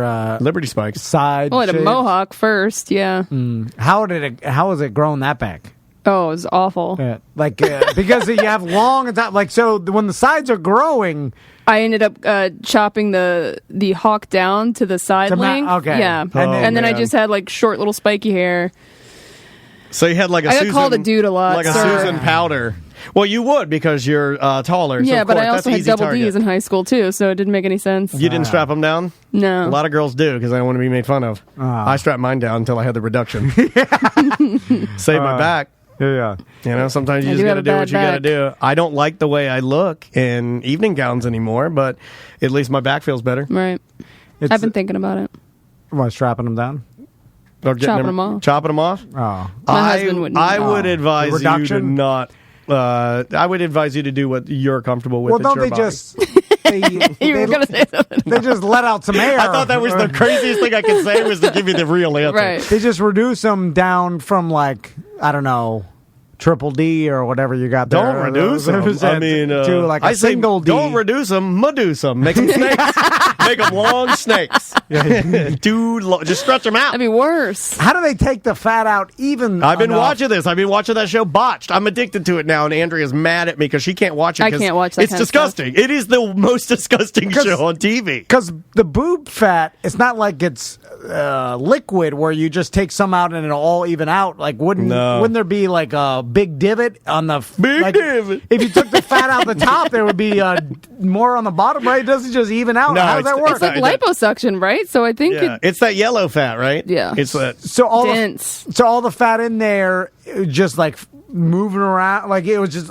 No, I think it's attached. I feel like I don't think it's free floating. But what I'm saying is okay, well then if you take some out, then there's going to be a divot. You know what I'm saying? No, you're right. So how do they have to sculpt it? They sculpt it. Yeah. In this one episode of Botched, get this. In this one episode of Botched, the dude takes implants out. This is the new thing that's it's people are doing this like crazy. He says that it's 90% of his business now, and this guy's the biggest and the best. Taking old implants out and then using, because you're going to stretch, but then he uses the stretched skin tissue and through angles, meaning cuts. He makes cuts like a piece of fried bologna. I don't mean to make it sound like that. Origami. Well, the only way to make a piece of bologna that you're frying not bubble up is to cut a slit in the side. That way it'll lay flat for your sandwich, right? He does the same thing with boobs, and then he stitches them up, and then they look great. It's amazing. They're perkier, yeah. But he does it with no implant in. But remember, he's got a lot more of the saggy skin that he has to remove and re-stitch to give it shape. It's pretty remarkable what he's able to do. I'm not a big plastic surgery guy, but it's pretty amazing what he's able to do. Isn't there procedures now too where they'll take and use your own body fat and then inject it into your boobs as and your butt. enhancements, right? Yeah. That seems natural. Like I had my boob using your fat. own fat. Well, what difference does it make if it's fat or if it's silicone or whatever? Not really. It seems like more quote natural to use your own like fat. I removed my boob fat and put it in my ass. But now my ass nipples are hard. Weird. I don't even know what that means. Dude, that's not even a thing. If you got the correct amount of money, they make some good plastic surgery. Like me and you, we all could look a lot better. Oh, yeah. How dare you? No, you look great. I'm just saying. Backtrack. Should have done what I did. Should have bailed on it. You look at the celebrities. You're like, Out oh of my god. everybody here on the show, who would you most like to see naked? Oh well, come on. He wants to say Butler. Say it at the same time. Ready? 1, 2, 3. Butler. Oh. I just want to see how hairy he is. Because I have a feeling he has so much butt hair that he almost wears a black diaper. It comes around his ass. Like I feel like he looks like diaper. He's sitting in a black champagne glass. When your pube triangle, it's not a triangle. It's a wide obtuse on the top, and then it almost connects to your butt diaper. What? Exactly. He's got the pubuta triangle in the front. It almost comes. And then in the back, he's got the hair diaper. And when it connects the land it looks bridge, like he's wearing black. Black carpet chubbies. When your crabs can walk across the bridge, like a land bridge. Like that's how the Indians got to North America. How did you guys get here? Well, we walked across the pubes. Of course we did. He is definitely hairy. Oh, we got to take a break. Okay. It's probably time. The alarm went off. We'll be back. Welcome to A Corporate Time with Tom and Dan. I'm Tom. I am Dan. Real quick, our Father's Day bundle is up on the site right now. Go to tomanddan.com. Father's Day bundle. I hate the word bundle. Yeah, why? Me too. It's overused. Package. And I blame the gaming systems that came out. Xbox, PlayStation, I'm looking at you. You effed out the word bundle for me because everything became a bundle. Super Mario bundle, Call of Duty bundle, Super Mario Odyssey bundle. Oh, look, it's the Red Dead Redemption bundle. I'm over the bundles. Also, didn't cable companies F that word out? Yeah, bundle it all in. Bundle. You know what? A word I want to pivot to? Trundle. Is that a word? I don't know, but I like it better. Bundle trundle. Yeah. I asked my wife this morning because it's my birthday week to bundle my trundle, and she did. She did. What does that mean? She did. I got a Wednesday trundle this morning. Know, and our guest knows because I heard him laugh. No fish. Oh, because let's just say it's the Red Sea right now. But trundle is an act of moving slowly or heavily. Wow, that's what I got. The slow heavy. I got the slow heavy trundle. Oh man, it was almost too heavy. I'm like, you're killing me. You're trundling me. Stop. Right. Sorry, Dizzlefunk. With us today, and this gentleman, he was the DJ for our beer fest. Yes. Last November, which seems like a different universe. Remember at this when point, we did that? Remember when we did stuff like that? Yeah, remember we all got together and talked to each other and hugged and high five. I'm wiping my face. I'm loud spit talking in your face. Yeah. Remember when we'd go outside? I spit on a lot of listeners. Yeah, and they'd spit on us. It was it was the way we did business. Yeah. So that it'll get back there. I'll get back to spitting on you. I don't think so. I think the spitting ship has sailed. But DJ Dizzlefunk is with us. How you doing, man? What's up, fellas? All is well here. Thanks for having me. No problem. And tell us about you put together an Orlando hip hop mixtape. Yeah, it's a compilation. And the coolest thing is, by the way, I'm always looking for Orlando hip hop. Because local hip-hop is the hardest thing. When we play music on the Friday Free Show, it's one of the hardest things to traditionally track down. I can get a lot of dad garage band, a lot of, dad band. Hey, we play at Froggers, or we play in my garage, and, or I was in a band. Yeah, I get all that stuff, but I never get more than just maybe, I'd say 5 songs a year. Maybe. Yeah, local hip-hop. Of local hip-hop. And anybody that listens to our show on Fridays knows that we all here like hip-hop. So I'm pretty stoked. So you put together this Orlando's own hip-hop compilation. How did it come together? Good, man. All these cats that I've been that are featured on the mixtape I've worked with for years. At least a decade, and I performed with them. Made tracks with them, so they're all grateful and ready to get down. So it was really quite easy to put together. It didn't take long at all. Nice. Every artist is from Central Florida or from Florida? Is it like all local? Yeah. How did you decide? Yeah. So I wanted to do a series of mixtapes with like producers as one, rock bands as one, and I wanted to start it out with the hip hop. And so everybody, minus like 2 or 3 artists, are from Orlando. Everybody else is from Tampa or Clearwater or something like that. Yeah. Same thing. So, yeah, we encompass everything. I like to think that we're a little better than Tampa. So I agree. Yeah. Is it like going back to like what Daniel was talking about as far as like harder to find local hip hop artists? And I'm not familiar with the. I bet you if you know where to look, it's not that hard. Yeah. But if you're just scraping Bandcamp, or if you're just throwing it on into Twitter or the universe, check out Steezy's Trap House podcast. There you go. Tons of local hip hop. Yeah, a lot of stuff on there. But is it harder for like local hip hop artists to get gigs? I don't know this at all.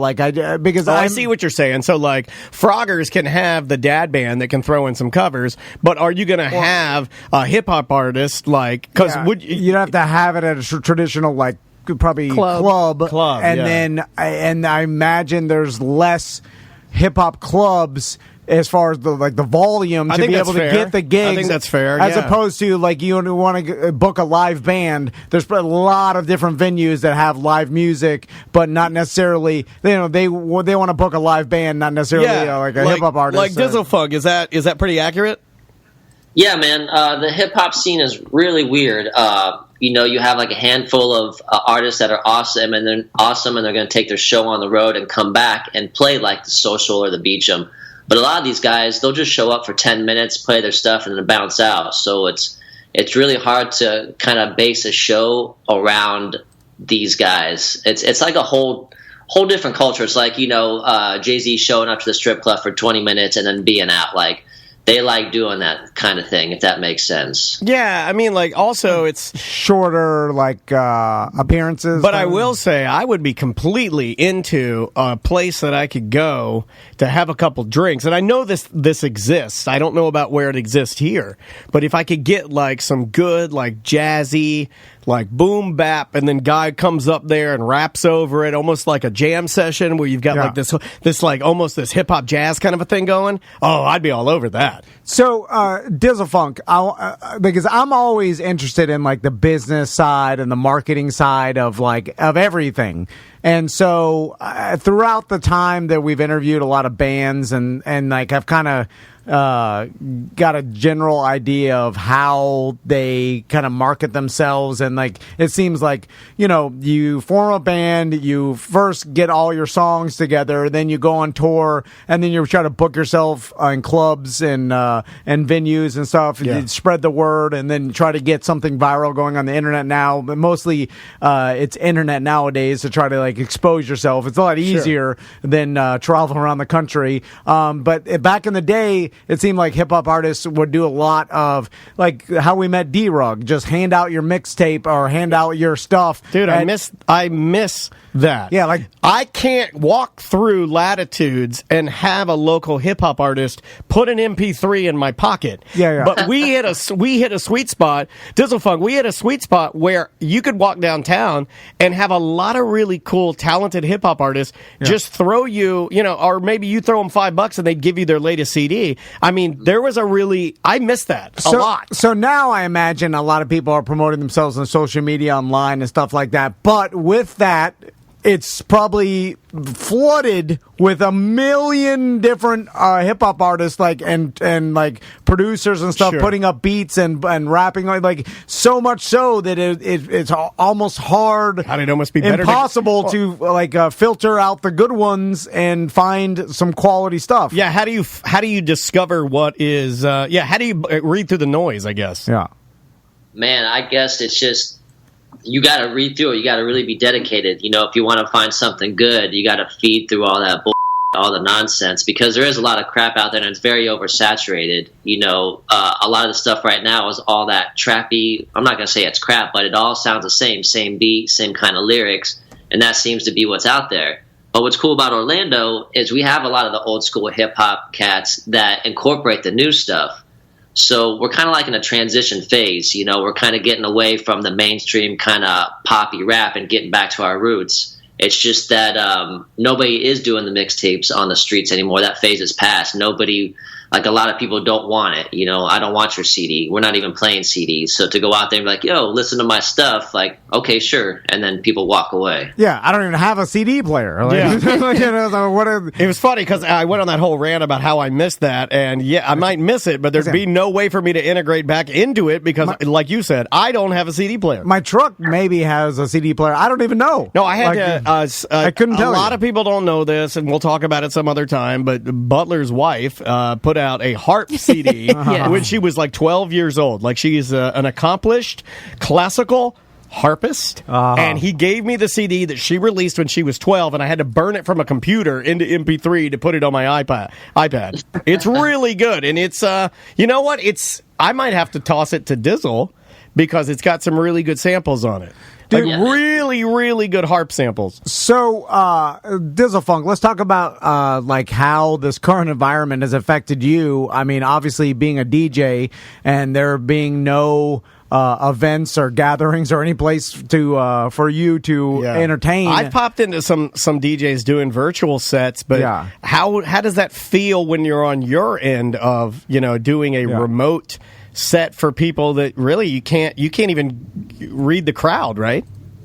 Yeah, man, it's boring. I don't, it's like playing to yourself. There's a lot, you can tell the difference between, I'm going to say, real DJs and bedroom DJs, because a real DJ will do a virtual set for about an hour and then call it quits. You can only play to yourself for so long. But then you have these bedroom DJs who will go all day just because they're having a good time.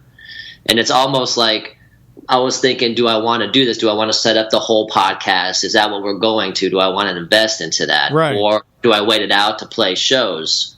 So it's kind of a weird thing. I think it was a real big fad. Everybody and their mother was live streaming every other day. And it kind of got boring. I didn't like watching people do that stuff. It's just boring to watch them sit there and push buttons, you know what I mean? Yeah. You want to experience it. Like, you kind of want to to be there. I've put it on in the background, but, he's right. Put it on the background and do your thing. That's pretty cool. Yeah, but there is a disconnect there. It's not anywhere close to being the same. So what have you done in these past couple months and 3 months, or God, it's been more than that. 4 months. And then even like when do you foresee getting back and playing some shows and DJing? Like, do you have any idea of time frame wise when that could happen? Yeah, man, I'm hoping this Friday I'll be back out at the Grape and Grain, but I'm not holding my breath. Everybody's watching the curfew, the 50% capacity, so it's really on edge right now. A lot of places, they were getting ready to do restaurant service stuff. They were planning on not having music, so it's like they transitioned to one thing, and now they're allowed to go back, so it's almost another waiting game for doing live stuff. Gotcha. But in the meantime, the past couple months I did a few live streams, did some mixes, worked on this mixtape, kept busy with the band. So, I always kept my brain occupied. Yeah, well, you guys are on the compilation, right? Yep, we're on there, UFO. I will be playing you on Friday then, because I was going to play you a while back when we were getting things planned, and it's weird because I have a complete and utter disconnect of even time or even when the last event or what we did or what we're going to do.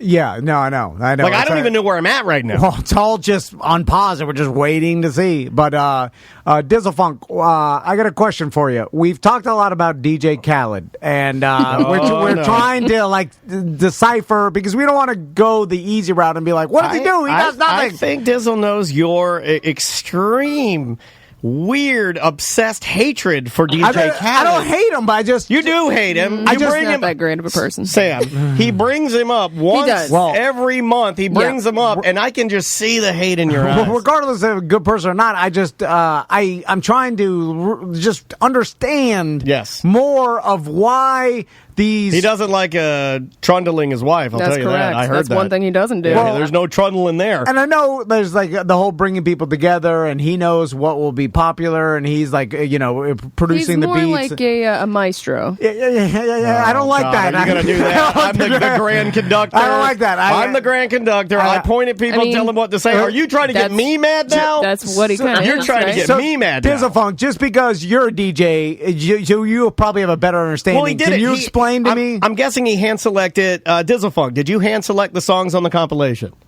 No, I had the artists give me what they wanted. Okay. Yeah. See, that's the difference between, he actually lets them have some creative input. Yeah. So do you understand more, or can you shed some light about what DJ Khaled does to justify all these great artists letting him just scream over his track? Because by the way, I've tried that on our podcast. I screamed "We the Best," and I did it for like 3 months, and nothing happened. In fact, we lost the horn sample. You got to have a horn sample. We lost listeners because when he brought all these great hip hop artists onto SNL, and then he's just out there fat screaming "We're the best." I'm like, shut up, get him out of here. I just want to hear the great artists. You're ruining it. You're actually annoying the S out of me and ruining this performance. But I understand he's the one that brought them all there, so he wants to scream "We the best." But I'm like, you're ruining it. Get out of here, fatso. Okay. There's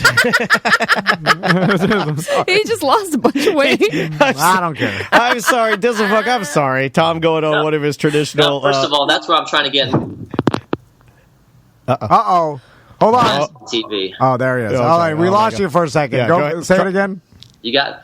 First of all, that's where I'm trying to get with my career. Just yell at people and jiggle my skinny white ass back. Listen, I mean, good for him for doing that and making as much money and being as popular as he is. It's killing me not understanding what it is. Like, what is it? Please. He's kind of like the maestro, like you were saying. He just has those connects. He's probably got the studio. He probably pays these people to come in and be like, yo, I'm going to give you this money to be on this album, but it's going to be under my name. So I'm sure he's more a businessman than anything, taking his cut, his percentages for playing the middleman. Kind of like a business idea you have right now, Tom. We'll talk about that off air. We were just talking about this in the office this morning. You and I forget who we were talking about, but we were trying to figure out how certain people acquire the level of influence and power. It was Epstein. Yeah. Like, anyway, that's I wasn't going to compare, that's why I didn't say it. No. But we were trying to figure out, the source. Like, how do you get because he's a con man. He was a con man. Con man, right. Is DJ Khaled, to some degree... Just he's really good, not a con man per se, but just good at fast talking, like influencing like people. All of your Miami friends. They come up here. All they got to do to get me on their side is bring me a bottle of whiskey, show me their Rolex, and I love them. Yeah. I'm like, why are the best hip hop artists in the world just like it? Seemingly they can do this themselves without this fatso screaming, "We the best!" If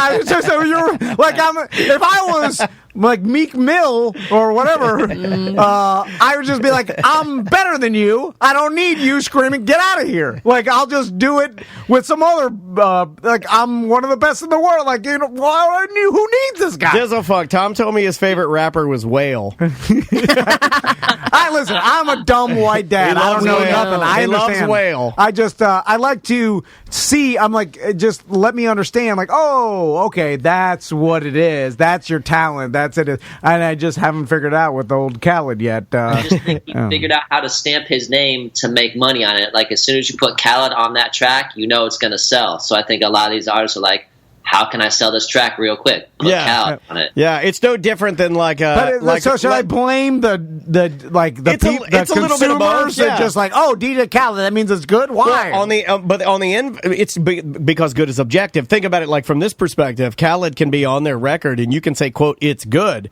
But for me, if you're looking for a recent hip hop release that came out that to me is setting the world on fire, you'd go like RTJ4, Run the Jewels. Yeah. They're not going to have Khaled on their track. Yeah. Because they're a completely different style of like thought-provoking, passionate, social conscious rap. Yeah. And they're like, we don't want this fatso screaming over our music. Correct. Yes, like, that's what I'm mad about. I'm sure that's exactly what they said. If he was behind the scenes, I'll be fine with it. It'd be like, oh, this guy's just a really, like, you know. Well, he's a narcissist. I know. That's what makes me mad about it. Like, it's like Dr. Dre, like, you brought in Eminem. Yes, he's done, tracks. But Dre can spit. Yeah, you rap.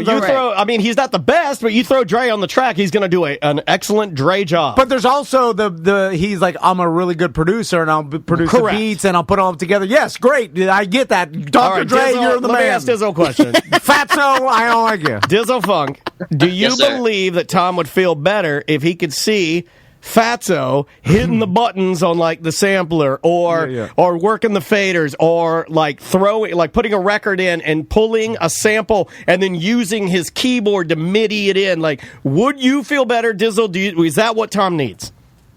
I want Tom to come on my next mixtape and just yell. All right. I can make that happen. The Fatsos in Florida. I got to get fat again. So Dizzle's answer to this is to make you the DJ Khaled, so then you'll understand. Yeah. You're a wise man, Dizzle Funk.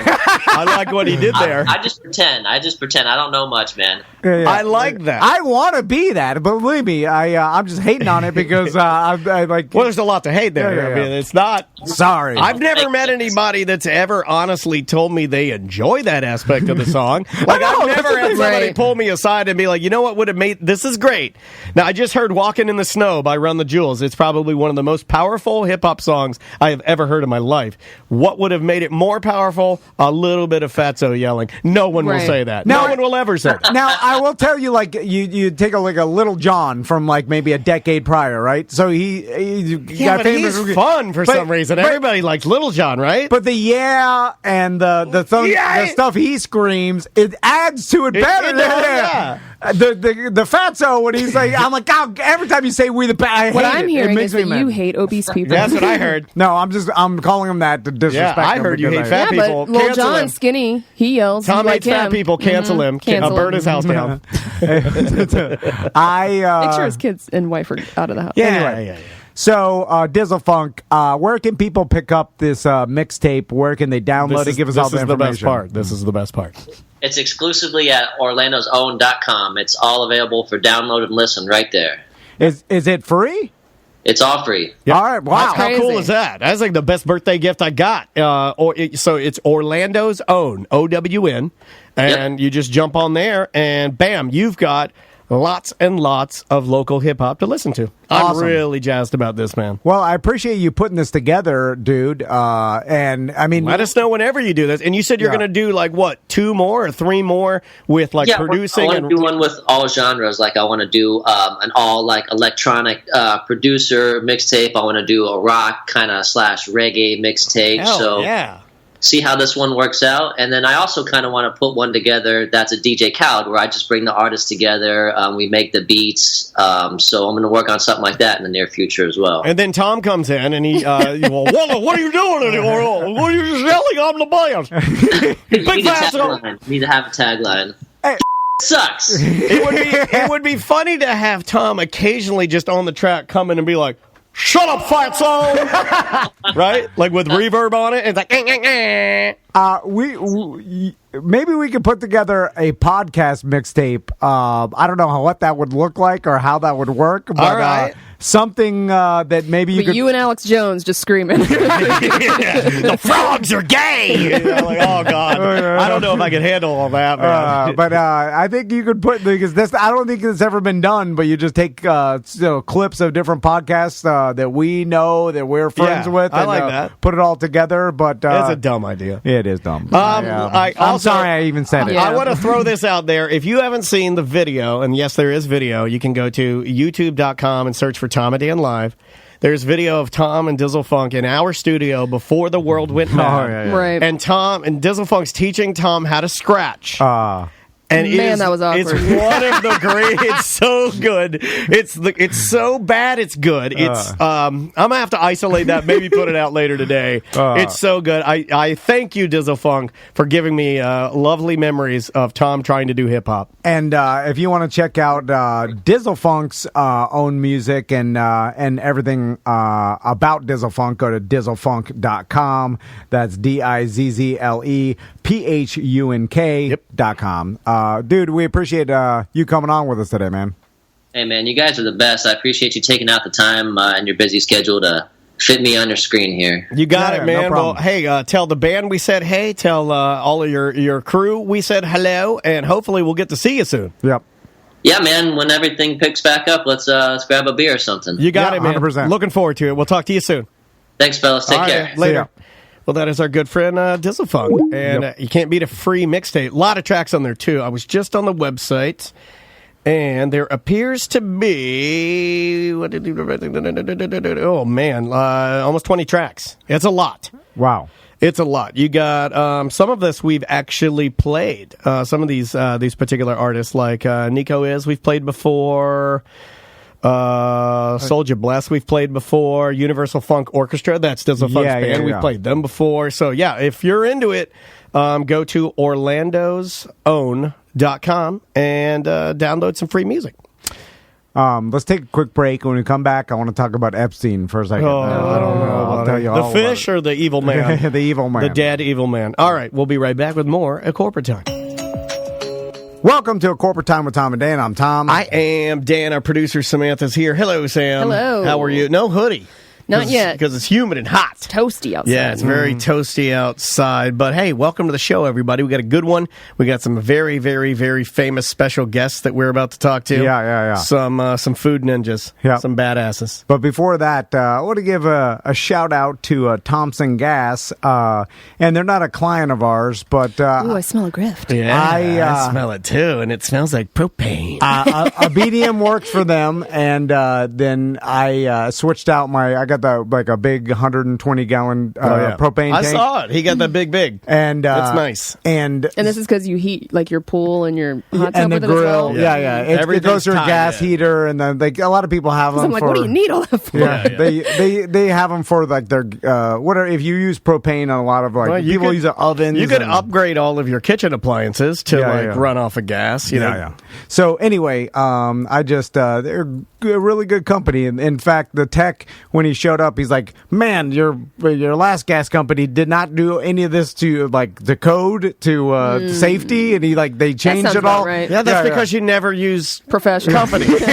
You always go with a guy that knows a guy that knows sort of how to do it. And so they fixed it all, got everything up to code, even changed my line out of twist. The guy's like, I'm going to fix this. I'm like, it still works. He's like, no, I want to do it right. Yeah. Oh, I like this guy. Well, shout out to this guy. Family to Who is this guy? And the Thompson. I shout out to Thompson for doing it right. Their propane prices were way cheaper than the other company, anyways. So Thompson Gas in Orlando, use them. Hats off. All right. So we have an interview today, and I love all this new media and YouTubers and stuff. Our listeners know, and these guys are really crazy funny, interested in that. Butler and I got lost in a mac and cheese video with these guys, and we were just cracking up because they're so weird like us. And I'm like, I subscribed and I'm on board, man. Yeah, and from their YouTube channel, Healthy Junk Food, we got JP and Julia. How you guys doing?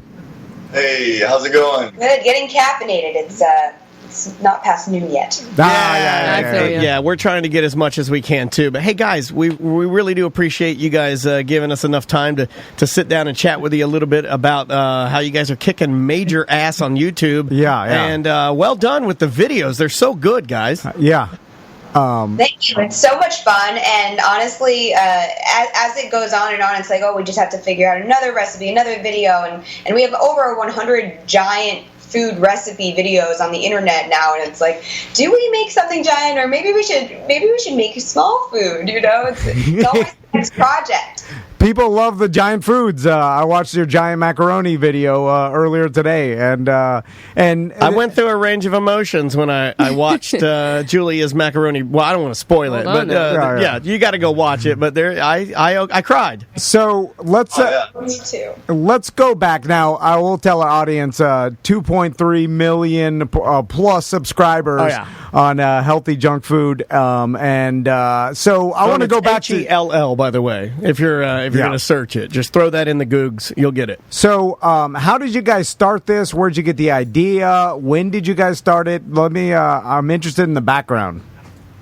Yeah, well, we started back in 2013 when we first started dating, because I was a bachelor and I just ate cheeseburgers and stuff. Actually, I bought like 10 $1 cheeseburgers and I would microwave one at a pop, whenever I was hungry. Mm-hmm. And Julia saw this, and that was a big red flag in a relationship. So she was just like, hey, listen, maybe we can cook your favorite junk food at home. So we started making like Big Macs and Crunchwrap Supremes.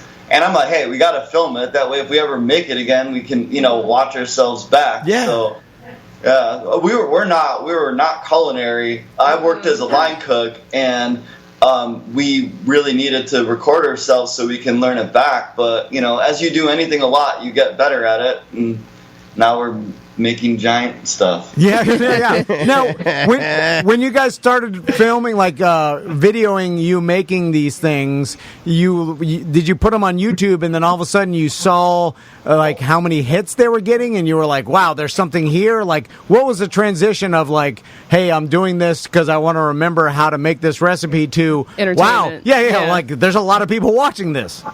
Yeah. I think it was always kind of based on entertainment. JP'd been watching YouTube and doing YouTube on his personal comedy level page for a really long time.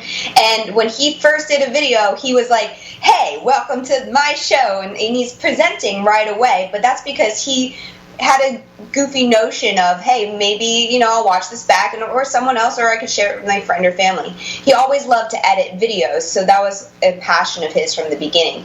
I don't think I had any idea what was going on. I just was there, and I was like, I'm making turkey bacon because it's healthy. And it was just my motivation, the back end, to actually not go to a fast food restaurant. And it is kind of crazy because now, life is literally turned upside down from that. And I actually have to, figure out intermittent fasting just to keep my weight down based on the kind of terrible food that we eat on the regular. Yeah. Oh, you stole my question. That's exactly what I was going to ask. Is because both you guys, because I started deep diving into your videos. And both of you guys are relatively really good shape. I mean, you're fit. Yeah. You when you look at you guys, you don't honestly even see people that eat junk food. But some of the concoctions and things that you guys were coming up with are things that even my, let's say, how do I put this nicely? Even my bigger friends would never even touch, if that makes sense. Yeah.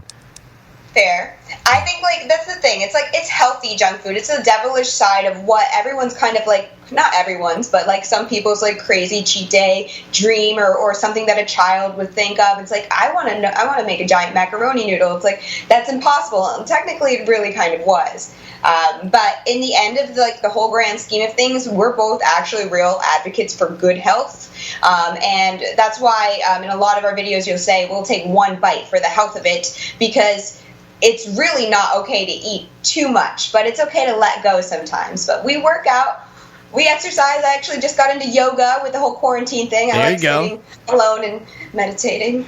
Mm-hmm. That's awesome. The when you guys started getting some success, as far as I guess I'll preface success by the amount of downloads and views you started to get. What was the tipping point where you decided to all right, this is gonna be what we do? I'm always interested. At some point, that hobby costume starts to fade a little bit, and you're like, wow, we are really in control of our own, for lack of another term, we have a little company we've built here, and we've got the engagement level, and engagement is everything now. When was that line where you were like, we have a decision to make? Yeah. We both worked full-time, and I was reading your website right before we jumped on, and you guys started full-time doing something else and started your podcast. Just like us, I used to work in radio, and JP was an engineer. I always worked part-time at a restaurant bartending because everything that we did with the YouTube channel was just a hobby in the beginning. And it turned, JP, you say the turning point, because I say numbers wrong and all of that type of stuff, or I'll say the wrong video. Was it the mac and Cheetos? Which recipe was it? We just went viral, in essence, and our numbers just went flying high. What video was that? I would probably say that the turning point would be, for us, was a little premature because I wasn't really happy with where I was at in my job. Sure. And, a lot of people at the company were like, "Oh, he's doing this YouTube all the time," and then they saw when we hit 100,000 subscribers, we got a plaque. So then that brought a lot of awareness at the company. And so I said, hey, listen, you know, I don't see myself growing as far, but I would love to stay part-time.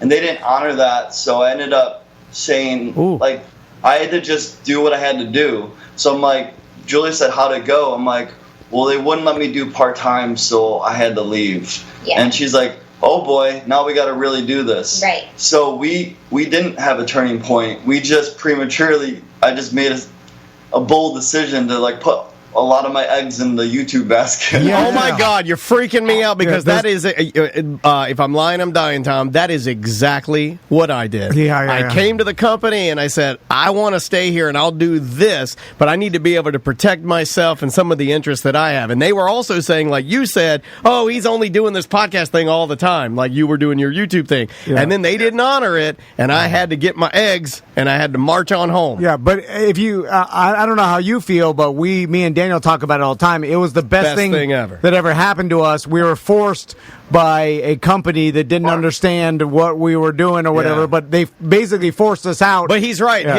You nailed it with the word premature because I was not prepared for that level of stress. My God. Yeah, it felt premature at the time, but I don't know how you guys feel, but it's probably you look back and you're like, wow, this is the best thing. It forced us to turn this into our business.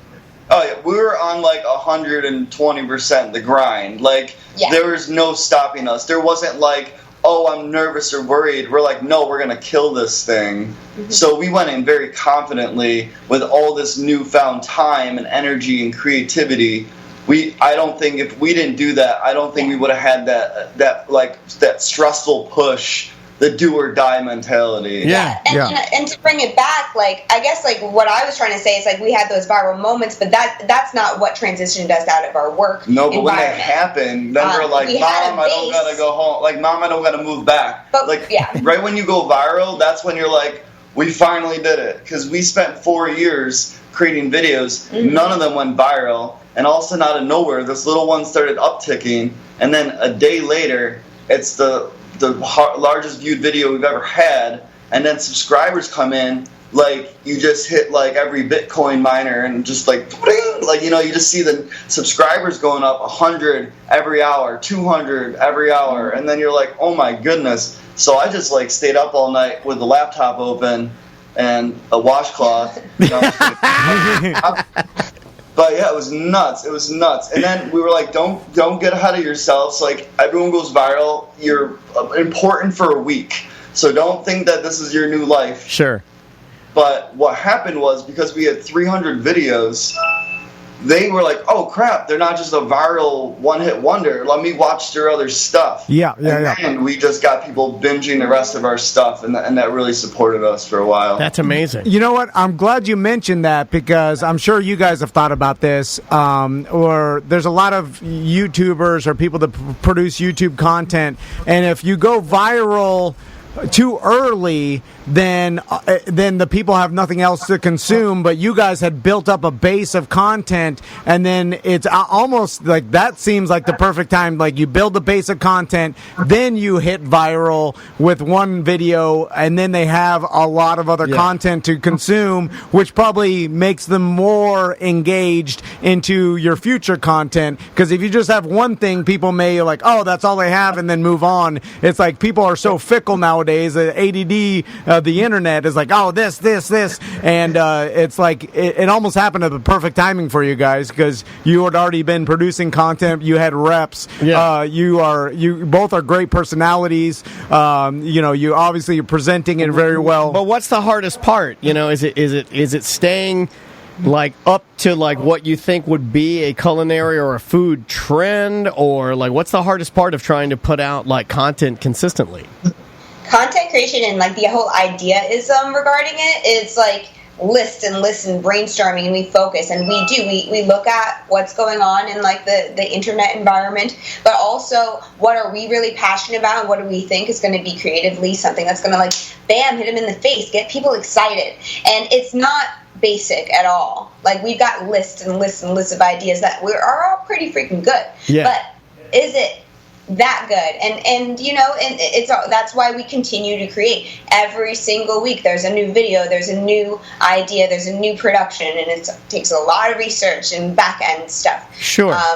And that's why we've actually learned a lot culinarily throughout our entire experience doing this YouTube channel. Every single video is different. Every single recipe is different. Is it with that said, for you guys, is there a how do I put this? Is it hard for you guys to keep the level of charm and the level or that border or baseline connection with your audience?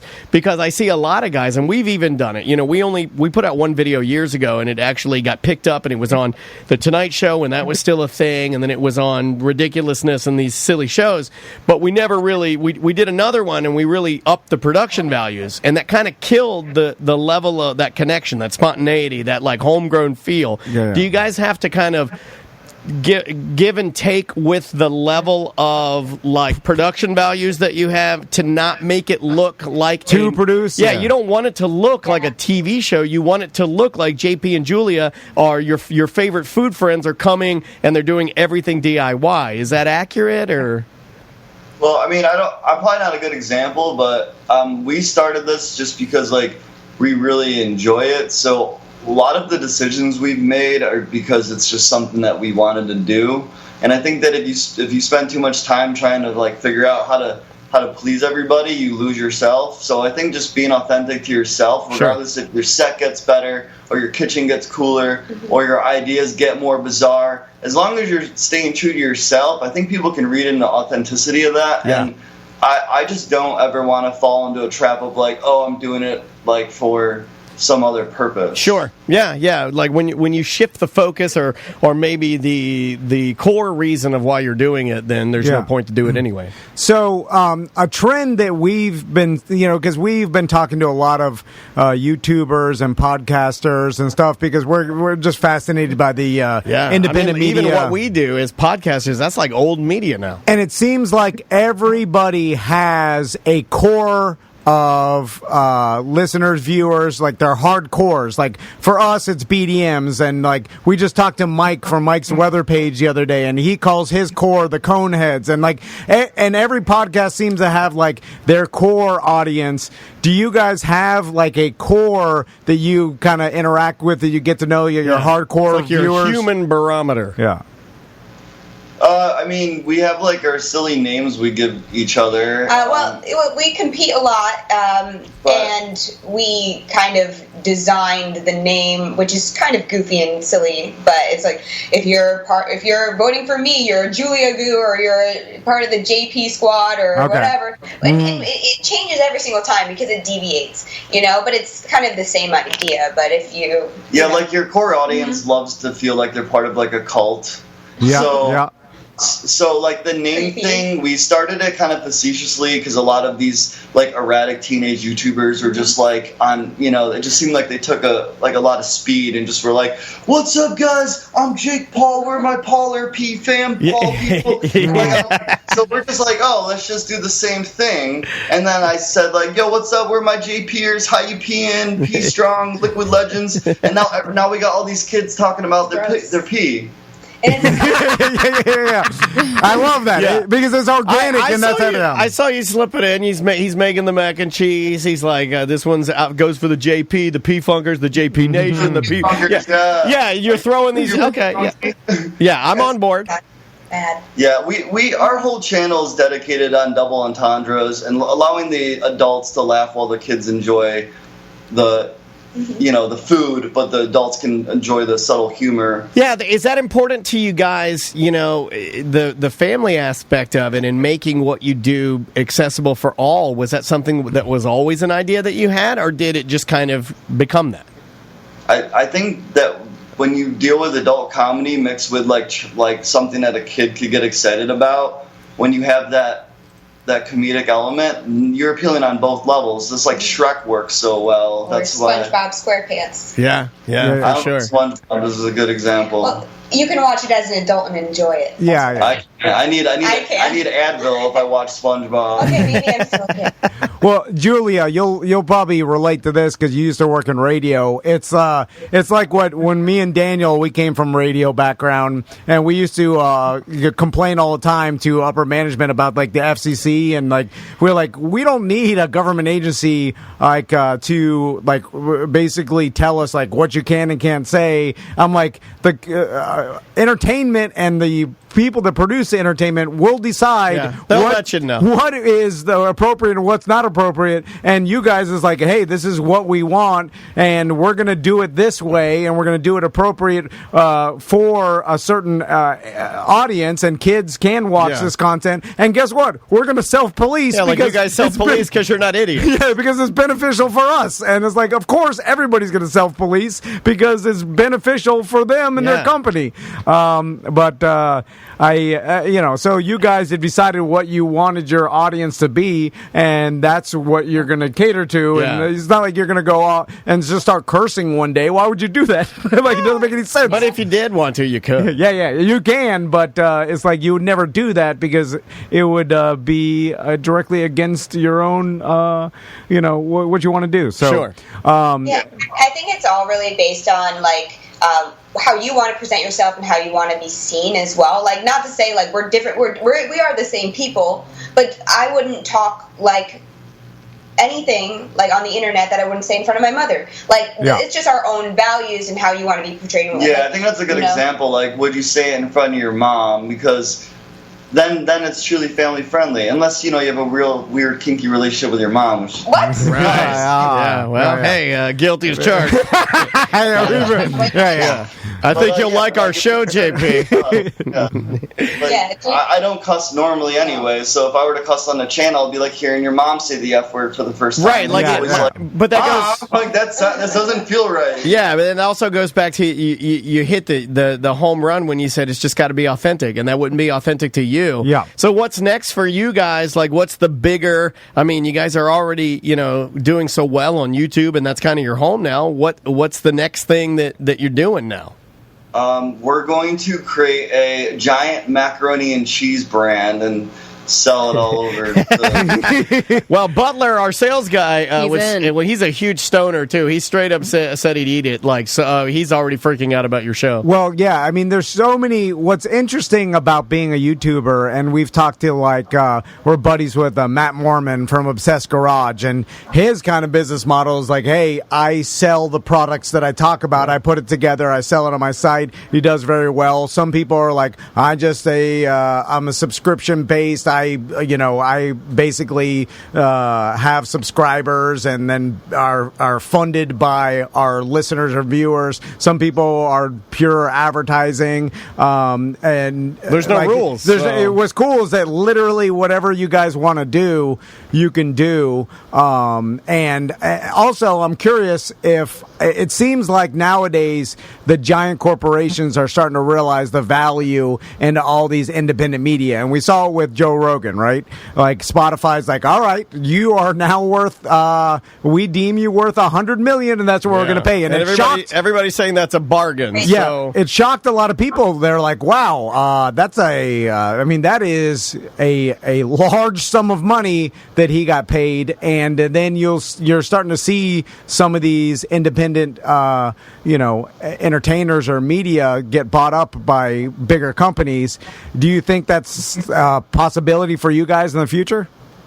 Well, we've always talked about this. I really think that people should just become like public opening, like stock markets. Like, I'll just trade JP today. I think, because like if there is a value to these certain creators, but yeah, the channels themselves. I've heard that some people buy YouTube channels. They want like the audience and all that stuff, and they want to rebrand it and all this crazy stuff. I don't really think that's anything that. I mean, like, just because it's our baby, I don't think that we would ever, like... Sure. I don't think I would sell a YouTube channel. We always talked about it, like, we would just make another YouTube channel. Right. Like, then do it again. Yeah, you know? yeah, because you really do enjoy it. Like you've kind of found your niche now. Well, they would be buying you. I believe that if a company came in, they'd be like, "Hey, we want to be in the JP and Julia game because that's why you're successful." It's like people are watching this. I mean, of course, they love the content. You guys are doing creative content, but they're buying you. You guys are the personalities. You're what makes your YouTube channel successful. So it seems like there is something that's similar to that though. And people don't really buy people. People partner. So there's a lot of big companies that might come in and say, "Hey, I love your podcast. I got crazy resources. I'm going to blow you guys up 10 more times, but now we're going to take a rev share of that." So that's kind of how those things work. Yeah, right. Have you guys found that, you put out a video that you think is going to be super popular, and for whatever reason it doesn't have the views you thought it would, and then you put out a video that you're like, "Whoa, why does this have so many views?" Yes. Yeah, all the time. So every time we have a passion project, we're like, it's gonna go viral, blah. We already pre-bought the balloons before the video went live, and then of course it just does mediocre. And then, like you said, you'll do a video where I'm like, "Oh, KFC's got a new chicken sandwich. Let me just sit on camera and eat it." I'm like, "It's good," and then you upload it and it's got 1 million views. Yeah. So I think it all evens out because as long as you're getting that viral video, whether it's something you love or hate, it averages out. Yeah, and I had to learn a long time ago when I would write like a song or write a bit that I thought was super funny, that my own love for what I was doing and the fact that I like it, and I can hear it in both of your voices, the passion you have for your projects. So you're never no one else is gonna ever like it as much as you do, just based on brain math and the fact that you've already amplified the love in there. You know what I mean? Like, you've spent so much time with it and babied it that no one's ever gonna like it as much as you do. That's impossible. You're obsessed at some point. So yeah, of course. Yeah, and I think regarding the obsession to tangent towards what we're doing is using it as a tool, and we're very fortunate for the growth of it. And yes, we work really hard, but there is that kind of essence of luck kind of sprinkled on top.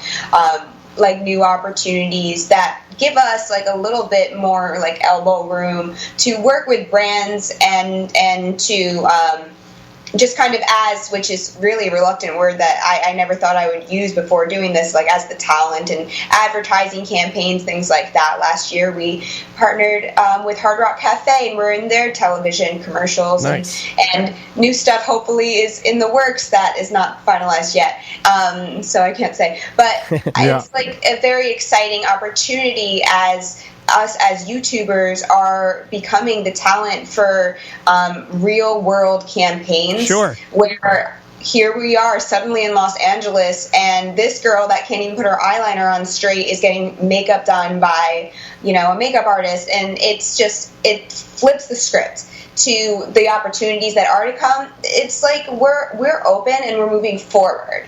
That's our goal, is just every day wake up, read our emails, see what's next, and try to stay creative.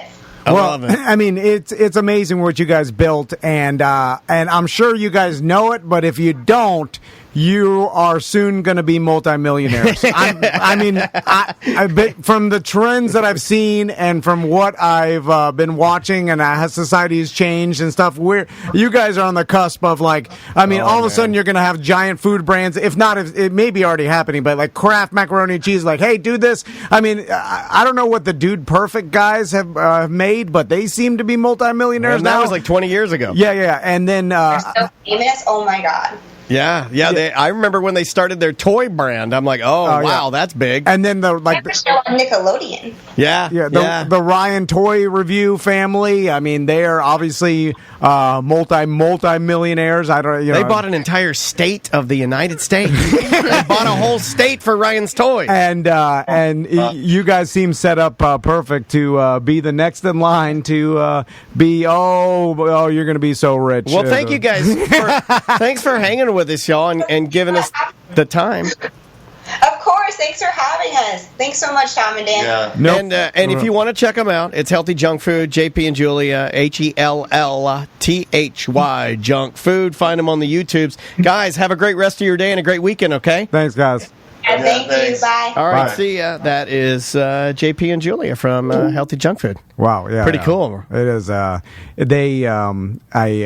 know they're super humble and nice, and maybe they are like they're just almost like too nice. It's but something up with and they're dating and they weren't arguing. It's just they're a cute couple. Don't trust them. I do trust them. Apparently, they made a Huberito video. Yeah. I was not aware. I was gonna save that for you, and this Huberito thing is a very big deal, and I trust anybody that has their thumb on the pulse of what's popping at what was it, IHOP or Denny's? Yeah. And then it's not popping. That was 2006 or something, and in 2006 that was actually the correct slang word. Would have been this is popping. Probably. And this burrito's crack-a-lackin', Sam.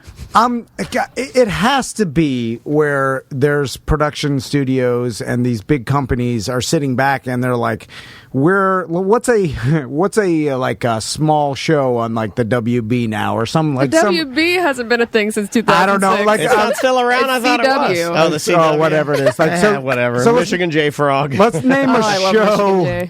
What's a show that's like obscure show that's out that's kind of like Guys Grocery Games. What is that? Guy Fieri's grocery games show. So maybe he's too big, but like I'm saying, like one of these shows, you're like, I didn't even know that was a show. That show will get less viewers than JP and Julia. Yeah. And then that show cost an insane amount of money to produce. Like some production company had to get actors and the SAG rates and the studio, and they pared a lot of that down. Incrementally, you've seen bits and pieces of YouTube like stolen and put into traditional television, like my good friend Rebecca, who does works with MTV and stuff like that. It would always start with a crew, and but then eventually it just trickled its way down to they would like bare bones. They'll drop ship her a camera. Those reality type. Here you are. You're the producer. You're shooting everything. Yeah. So those reality type shows, yes, you're right. But I'm talking about like the sitcom or like whatever whatever they call like the episodic shows that they still produce. It's just like then you're like. The companies have to be sitting back and be like, well, these guys, they're just two people with probably, they got some good camera equipment now, but like nothing. It's just the map is different, and that's why those don't work. And that's kind of what JP was tagging on, like when he was talking about the authenticity of what you do. It's got to be real. Yeah, but what I'm saying is like, why not? If I'm the production company, I'll just be like, well, I'm just going to go partner with JP and Julia. Sometimes that ruins it. And then just start funneling my advertising through them. Like they've got more advertisers. You could, but sometimes that kills it. Yeah. Like the Ryan show, like you even said it, like if you're just doing a taste test of the Ryan Toy Show, like you said, I did my own test, and Maisie doesn't like the new ones as much as she liked the old ones. Yeah, but at that point, they've already cashed out. I mean, it's like, what is your end goal? Like, it could just be pure passion project, but if, your end goal is to make... One of the things that they did $50 million, like then it's like I'll just take that. Well, one of the things have to work that they did, and I'd like to actually talk to these guys. Like, maybe we can collaborate in some way. Because I think they want to. I would definitely want to, and I'll tell you why. JP does an ad for this game that's on like a like an app game. Yep. Like let's just say for all intensive purposes, I wish I knew the real name because I can help him out a little bit. I saw that too. Yeah, but let's just say World of Warcraft. Yeah, but he does a live read for it, and I was like, and he does a damn fine job, and I was like, that's exactly what we do. This is exactly what we do. Of course, yeah. But I don't see a lot of people. I really don't. Now, arguably, I don't watch a ton of YouTube, but I'm on there more and more every single day. Yeah, so I don't see a lot of people doing the ads like he did it. Like he was like, "This is me, and I play this, and I'm vouching for it," and it was an endorsement. I wonder if that's because of Julia's radio background. They're like, "Hey, just do it." That's what I was thinking. Do it like a live read. That's what I was thinking. Something, And then he cut in him playing the game, actual footage, and I was like, "That's well done." Oh yeah. And I'll sit through it because the guy's funny. Yeah. Like he's a funny. Like Butler and I were laughing in here. He's just silly. They got great personalities. Yeah. Is why I like these guys. Yeah, it's why it's successful. But man, I'm excited for people that start like that. What's inspiring to me? We got to keep getting. I have to talk to more and more of these people. Honestly, it's good for my brain because then it makes me think, oh, okay, we're on the right path. It's still possible because with this amount of work, that grind can sometimes it'll wear you down a little bit. Yeah. Every grind will wear you down, but it's just like they said, they saw it, they were forced to grind it out, they grinded it, and we're here right now on the. Didn't know they were dating. Yeah, on the maybe the cusp of being super rich. Oh yeah. I don't know. I know people get uncomfortable. Like, why are you saying that? Like, I like to watch their faces. I feel embarrassed like that because that's your awkwardness. Like where I have a tendency to go too far, you say like because awkward money conversation. Because to me, is the ultimate is like, you guys you made it. Anyway, let's take a little break. We will come back and close out today's A Corporate Time with Tom and Dan right after this.